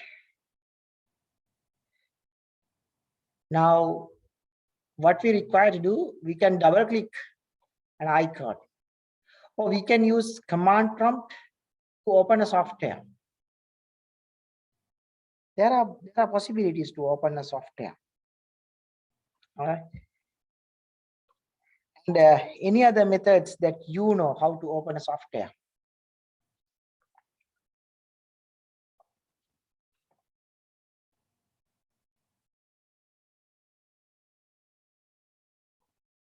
No? All right, no worries at all. Let me share my screen. I'll share my entire screen. I'll show you one activity. Now, what I'm going to do, I'm going to open Notepad using command prompt. Right? How to perform this activity? It's quite easy. We'll see. First of all, we'll see the process. I'll go to the task manager. Right, who is this? All right, and I'll go to the processes. Now, currently, you might see these are the processes available for me. What I'm going to do, I'm going to open command prompt. Right, I have opened the command prompt. Once I have opened the command prompt, you might see one new application has been started. What I'm going to do, the notepad is not in here. How to open notepad? Notepad.exe. I just type notepad.exe and enter. All of a sudden, I can get this notepad without any issue. Now you can see notepad is open in here. Now these processes are independent by, this is the parent. This is the parent. This is the parent process. It opens the child process. This is the parent process. This is the child process. The parent process is command processor, command prompt, sorry, Windows command processor. And a child processor is Notepad. But those are independent. What's the meaning of this independent? If I close the parent process, now there are multiple methods to close this process. I can close using this cross or the cross button, or I can go to the task manager and then I right click, I can do the end task. And the processor is gone. Now my notepad is as it is. That means there is no dependency from the parent processor to the child processor. No process dependency. Those are two independent processes. Though it's like the child created from the parent. Child is an independent process. You got the point? Right. Now, for each process, this kind of thing, there's a specific unique process ID. I'll go to the notepad. I'll go to the details. If I go to the details, you might see this is notepad.exe. 7080 is my processor ID. This is a unique ID. Current status is running, and here I'm going to use my name as HP. And these are the memory allocations. I'll come to this one, right? USC later on under the security component. But this is the story of this process. Now, if you want to open chrome.exe, the Chrome, what could be the possibility? We'll give another try. We'll use command, and I'm just trying to do same thing, chrome.exe, chrome.exe. Oh, chrome.exe not found. Got the point? Is that something gone wrong from my end?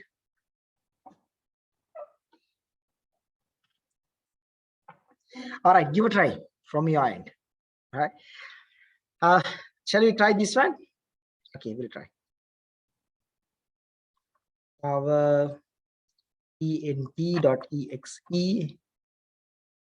No, it's not back. There's something hidden, right? But notepad.exe.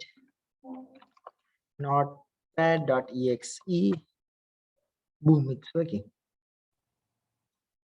Right. Some interesting stories are there to learn further, but basics are more than enough. I close out of these processes from here, or simply I can task. You want to end, all right? If you end, what would be happen? Unsaved data will be destroyed as it is. But please don't use system services.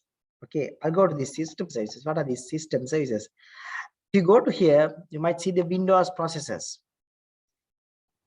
Background processors, there are Windows processors available. See the Windows processors. Please don't right click and end task for these Windows processors. Keep as it is until you are an expertise. If you are an expertise, you can enjoy these things like registries. But until that, just don't do anything. But you feel free to close any of the applications that currently running under this app category. There's no effect for your operating system. There's no effect for other system services. But unfortunately, if you stop any background process or Windows process, it might be cause for your system instability. So please don't use those things until you are an expertise. But you can enjoy all the time by opening few processes, few applications, and close it from here. I can close everything in here.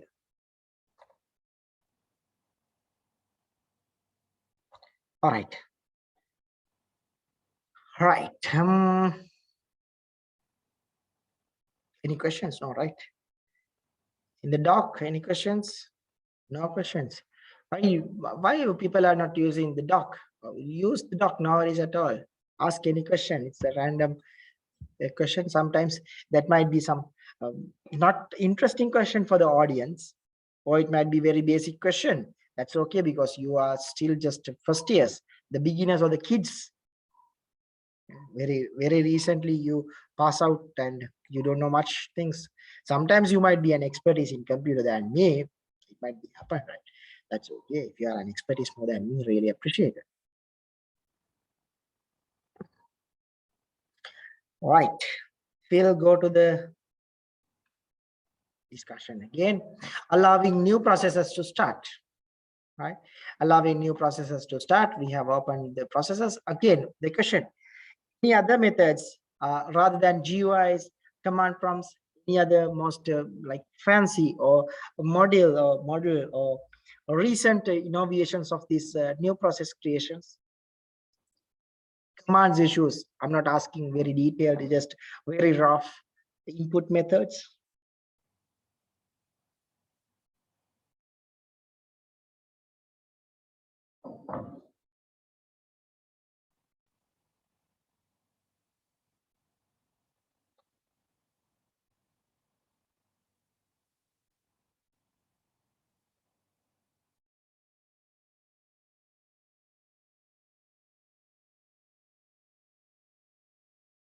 No, voice commands. Voice commands.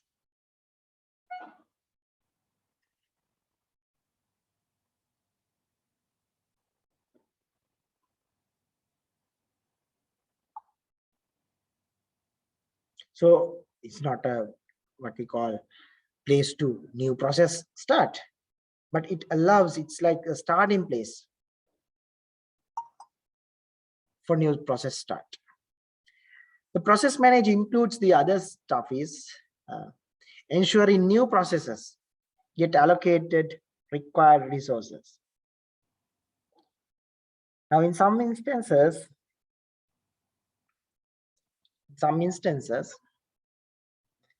the new processes will not get allocated sufficient resources. Resources, lack of resources, source of resources. Resources are insufficient. What are the resources? It might be processor, it might be RAM, or it might be disk, whatever, or networking. One of resources like no sufficient, insufficient resources. So whenever a new process created, should get allocated all the required resources. Who is doing this resource allocation? Under this process management by operating system. Operating system is the main field of this process management. Operating system, one of responsibility of operating system is to do the process management. So all the required resources are managing in here. All right. The next one, keep track of processes, process ID. I have shown you the process IDs, right? I have shown you all the processes.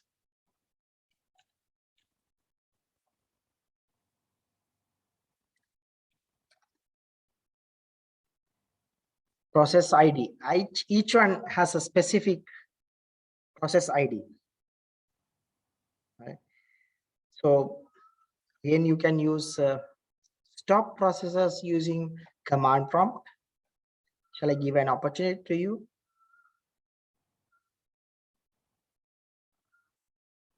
Stop a process. I think now you can do it later on, like your free time. Once you have free time, you can kill the process. Stopping process is known as killing. Under the process management terminology, killing means supposed to stop a process. You're supposed to stop a process. You want to stop a process. Stop a process or kill a process, you want process ID. Because process ID is a unique ID in all the processes. All of these processes is a unique ID. This is the unique ID. Without this unique ID, you can't kill the process. So there are a lot of users of this process ID. Keep track of process status in very generic terms. I have shown you there are two main status, running and suspended. So these are the track of process. Managing inter-process communication, bit beyond, not today, later on, self-study.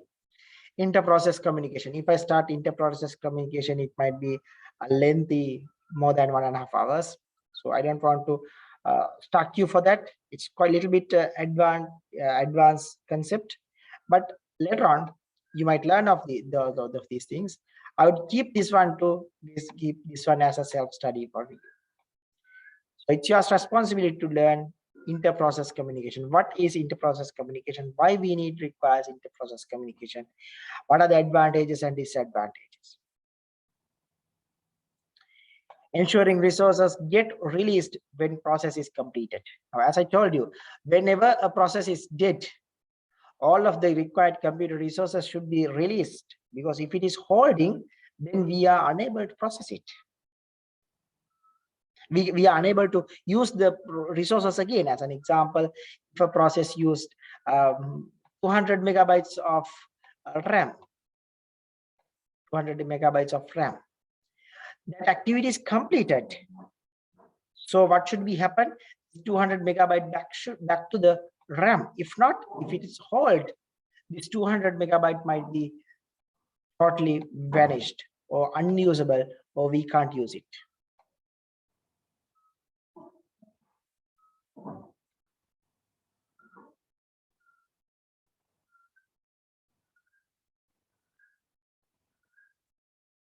Clear? All right. Managing resource conflicts, big deal. A big deal. Managing resource conflicts, deadlock situations. Now, what is this deadlock and why happens this deadlock? Deadlock is a very complex situation, in a computer world. Why it's too complex? Because two processes are waiting until the resources are ready. Now, in diagrammatically, you might see in here, there are two processes, P1 process and P2 process.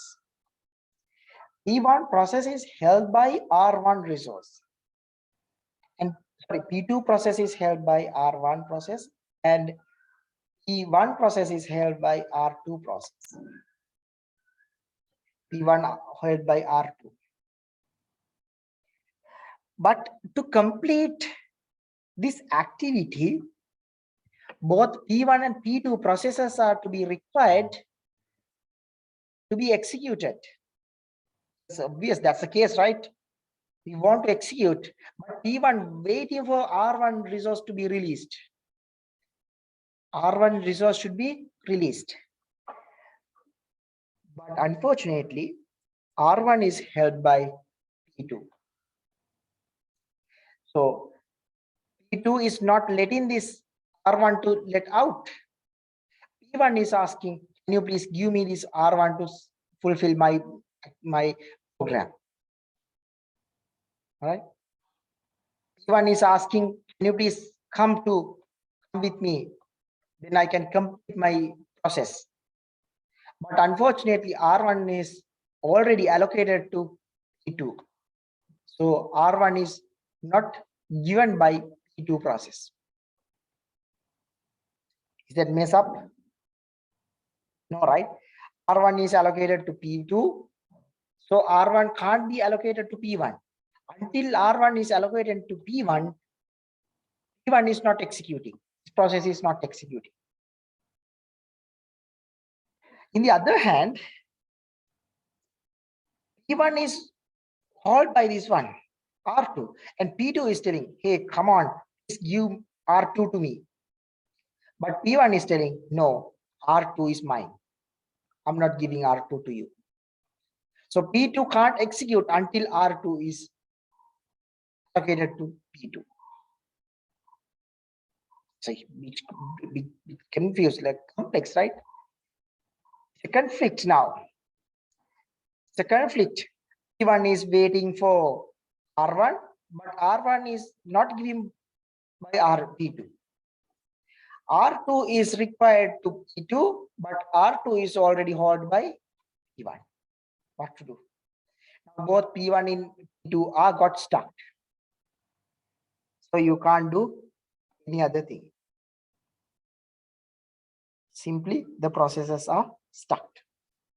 Your computer got stuck. Your computer got stuck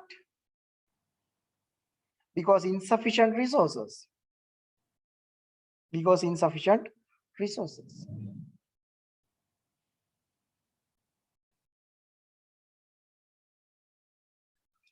Is that deadlock is clear? Might be a little bit hard to understand at the first time, but nowadays give a try again and again. After a few times, you might be able to understand all of these things. But in the first time, I'm pretty sure you might unable to understand all of these things. It's a bit confusing and complex. This is obviously complex subject, right? Operating systems are very complex subject, and the given like subject points are quite complex. It's obvious. So I'm not telling it's quite easy and you can understand within like few hours. You have to spend around 12 to 16 hours, additional hours to understand what I am speaking in here. And I'll add the entire PowerPoint with you. Then you can go through all the slides before attending to the next lecture, unless it might be quite complex to you. All right, any questions?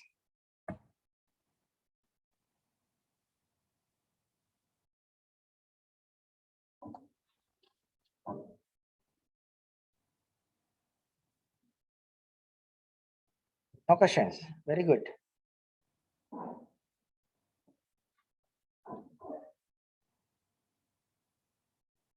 All right, we have completed one major activity or a component related to operating system, but there are more. It's not the completion. It's just like an overview of the process management. Now, next, the memory management. You see, what is this memory management? As I told you, the memory can be mainly divided into two. The first one is the primary memory. The second one is the secondary memory. And primary memory consists of different components like RAM, cache, and other stuff. So secondary memory is like your disk space, your SSDs, and other stuff. Secondary memory. Sometimes you can say it's like external storage devices like your pin drivers and other stuff, magnetic devices. Right? So currently you have more sophisticated like another branch called cloud storage. I'm not going to that kind of a memory management. It's bit advanced, right? It's bit advanced for that. So you may understand these paths basically. Right. A little bit on this. To ensure that the processes are allocated memory as required. The major target of this memory management is to ensure that the processes are allocated memory as required. But unfortunately, it has very finite amount of physical memory. It's just a limited physical memory. It might be 8 GB RAM. It might be 1 terahertz. Right? 8 GB RAM or 1 terahertz.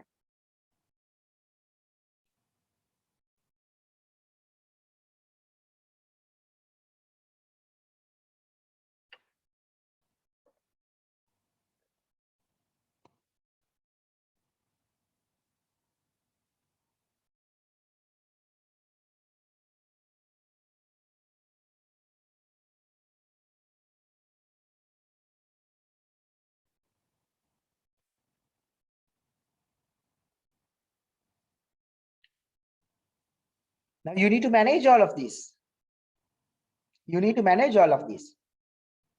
Your finite physical memory. Lack of memory can stop processes from running, obviously, because lack of resources make your computer can be stuck or stopped even. After a while, your computer might be totally just like a white screen. That's it. It's like a mist. That's it.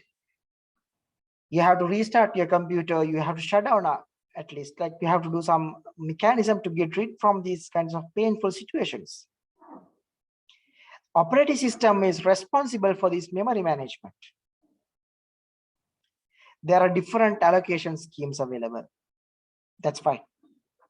That's not, I'm not going to mainly focus on these memory allocation schemes. It might be quite complex for you, right?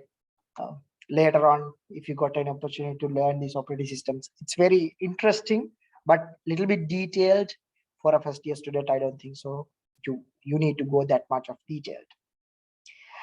Now, well, that's fine. One of important point is virtual memory. What is this virtual memory? Right. It's a big concept behind all of this memory management. We'll look at later on, probably not today. I don't think so. We have time to discuss. We'll see. The functions. Translate virtual address to physical address. Advanced. Skip for today. Ensuring that processors cannot access memory belonging to the other processors. Managed shared memory. What is this shared memory? Again, bit confusing, right? Good questions. What are these? Shared. No worries at all. We'll go to one by one. I think we can discuss a little bit virtual memory. Now, I have a problem, a big problem. You see, what's the big problem? My big problem is, what's the question? Yes, please. Yeah, Shanuka, what's the question? Shanuka or Shanuka? I'm not sure. Yes, please.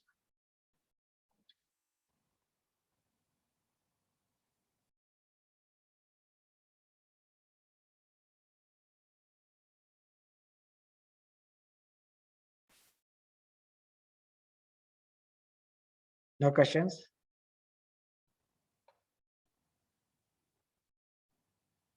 All right, fine. No, that's at all. Now I have a big problem. My big problem is my physical space, my physical memory. My big problem is physical memory. My memory, my memory is 8 GB RAM. It's 8 GB RAM. And 1 terahertz will take 1 terahertz. This is my primary, this is my secondary. Now, real world scenario is 8 GB is quite insufficient to do any work. Quite insufficient to do any work. 8 GB.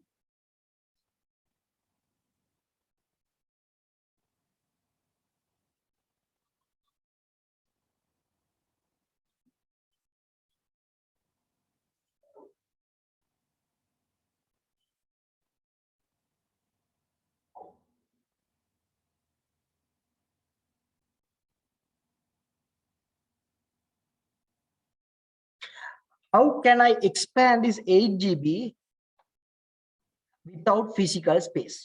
Without physical, right? You can have another RAM and we can have 16 GB. We can add it. That's okay. Without any physical device, without any physical or a hardware component, how can I improve or increase this 8 GB? The problem is how to increase this 8 GB. Yes, there's an answer. We use RAM with different mega speed. Yeah. Without. My question is without. Yeah, your answer is perfect. Without any physical device, without any hardware. I want to expand this 8 GB without any hardware, additional hardware. Should be, you can answer. If it is logically think, you can answer this question. You don't want to learn this thing. You can logically think and answer. It's a very basic question for now, but half a century back, it's a complex question, but now it's very simple question for you.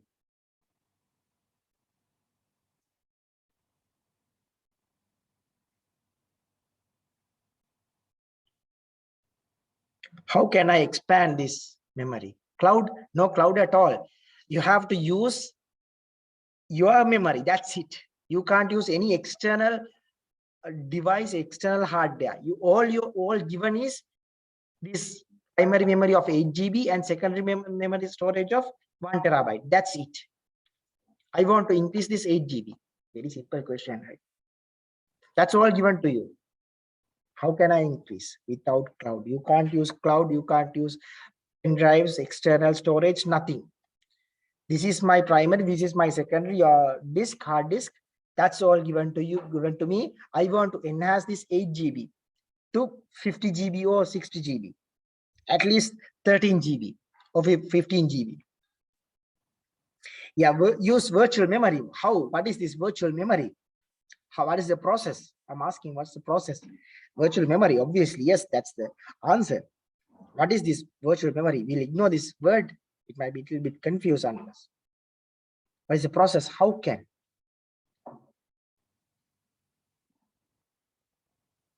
Just logically think.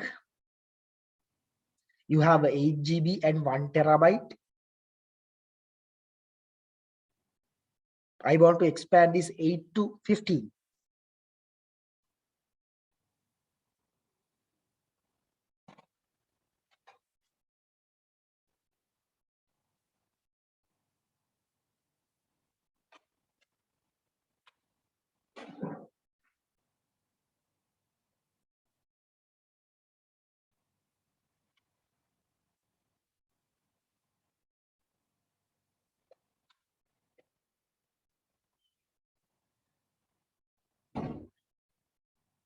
Yeah, no method. It's very simple. If you think just logically, it's a very simple mechanism. What we can do, there's any 8 GB, there's 1000 GB. We'll take, assume, right? Not the perfect numbers. We'll take, it's just 1000 gigabytes in here. Now what can I do? I can take one portion, I just 10 GB from here and add to 8 GB. Then it's 18 GB. Come on. Wow. It's interesting, right? If we can do such a process, it's very interesting. It's marvelous.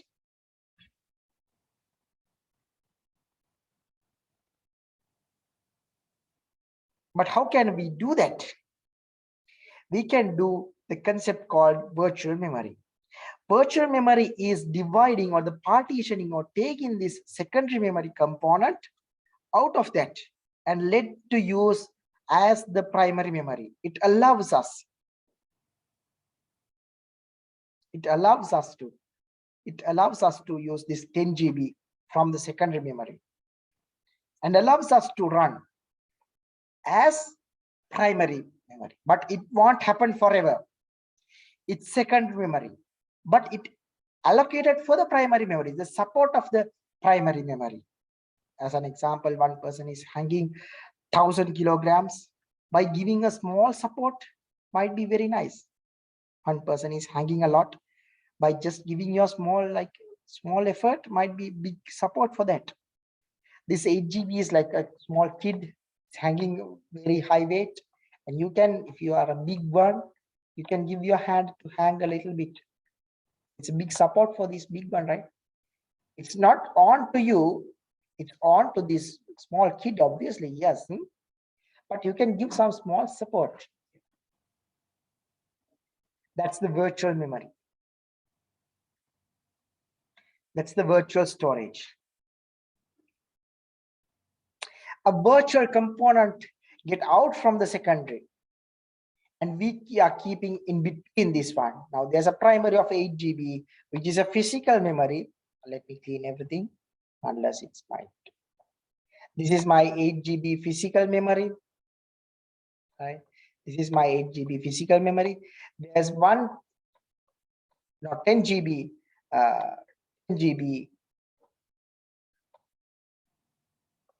virtual memory, and the rest is my storage. It's like 9,009. But this is allocated for the disk. This is in the hard disk. But it allows to use as in here. It's like intermediate layer. It's much faster. Now, I will get a real world situation for this case, unless it might be a little bit confused. If your C drive is full, I'm pretty sure at least few of you have this experience. If your C drive is full, probably your downloads folder or your music or movies or your video folder is full. I'll assume my C drive is 250 GB, and once it comes to around 200 and beyond, my machine is getting slower. Why it was happened? Once it comes to like most of the student asking, so my machine is quite slow, so how can I solve this problem? My first approach is checking the C drive, the space of C drive. Now check your C drive. How much unwanted files are in there? Always keep your C drive free. If you are downloading some stuff, use it, then delete it, or transfer to D or some another drive, not the C drive, some another drive. That's why we are keeping another set of partitions. C, D, and E other stuff don't partition a lot, but C and D more than enough. So C, you can rename it like E or F or whatever. 2 partitions. If your C drive is full, that means it's a big problem, because it affects for the virtual memory. So your C, always make sure to clean your C drive. Check your C drive now quickly. How much unwanted stuff in there? Downloads folder, 200 gigabytes of downloaded YouTube videos, unwanted stuff, which is never touched. Even no one can read and complete within the next 4 hours. You have downloaded more than that, I'm pretty sure.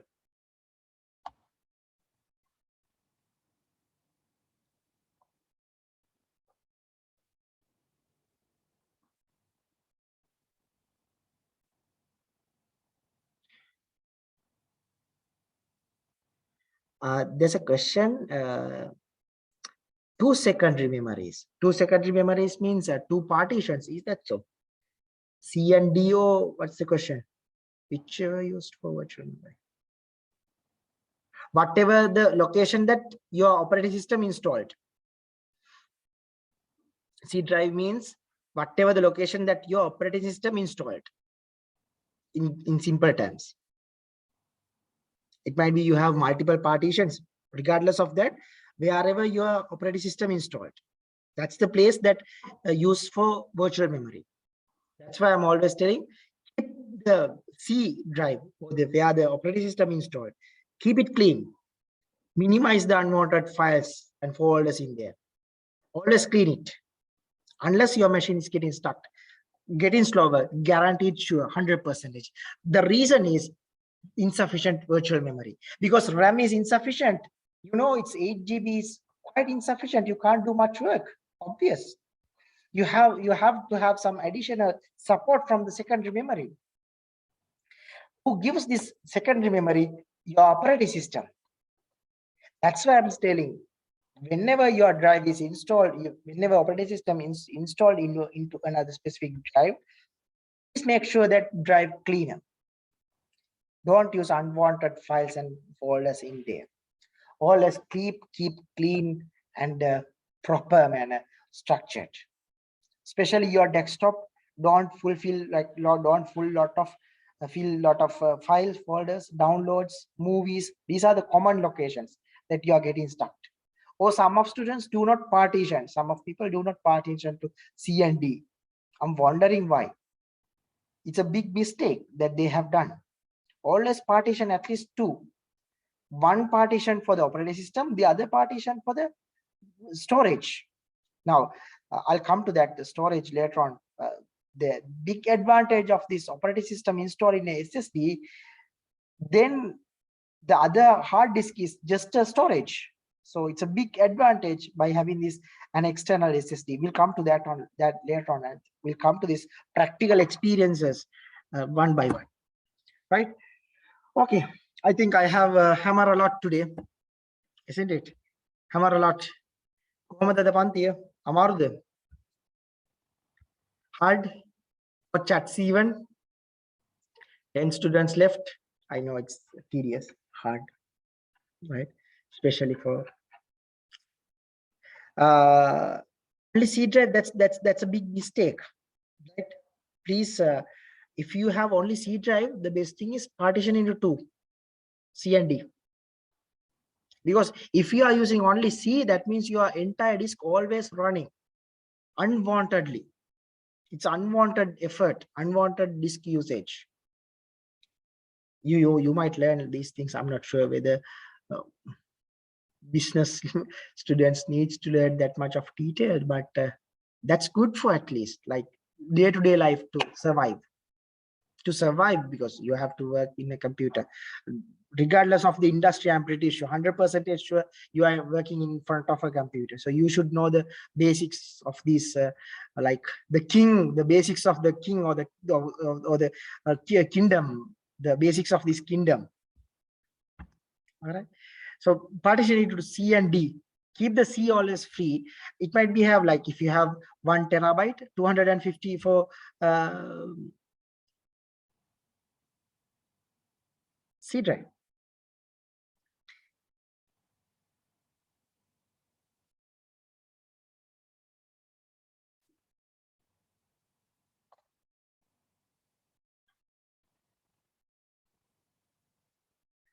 Virtual memory is right.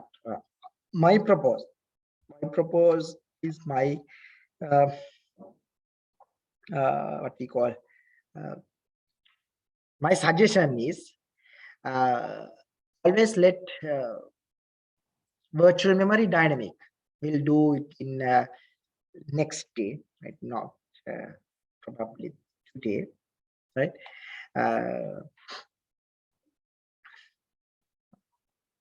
So it's good, right? To have specific, but my suggestion is to have like dynamic. The question is asking whether we needs to manually do it. No, it's not manually required. I'll show you next day how to configure, like where IDC it is and how much allocated for this virtual memory. All right, so don't worry, it's automatically doing in here. Yeah, there's a question, NVM, right? NVM and good performance for the virtual memory. Obviously, yes, because it's faster than even SSDs, right? So it's like good, very good, like having an external like component in there and do it. That's good. Yeah, good performance, definitely guaranteed. All right, so happy. Any more questions? I think I have answered all the questions.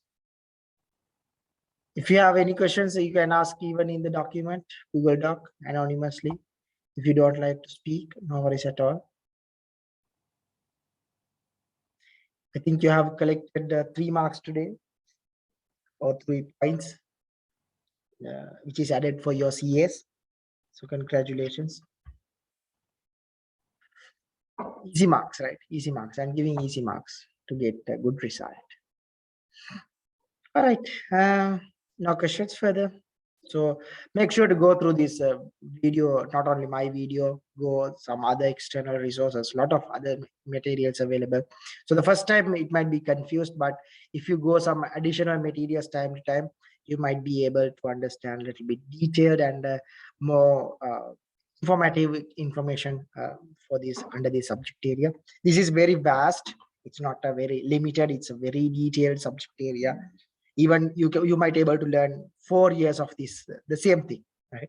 That's not that much of a detailed subject matter, but no worries at all. We don't want to have that much of detailed information, but at least up to some extent.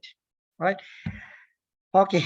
So today Dr. Madhusha has some important work, that's why she asked me to join for this session, unless next week again she will do. And once I started my sessions after the discussions of her, I'll continue the sessions as regular manner. All right. Okay. That's yeah. Any more questions? All right. No. Thank you. See you. Bye. We'll meet soon.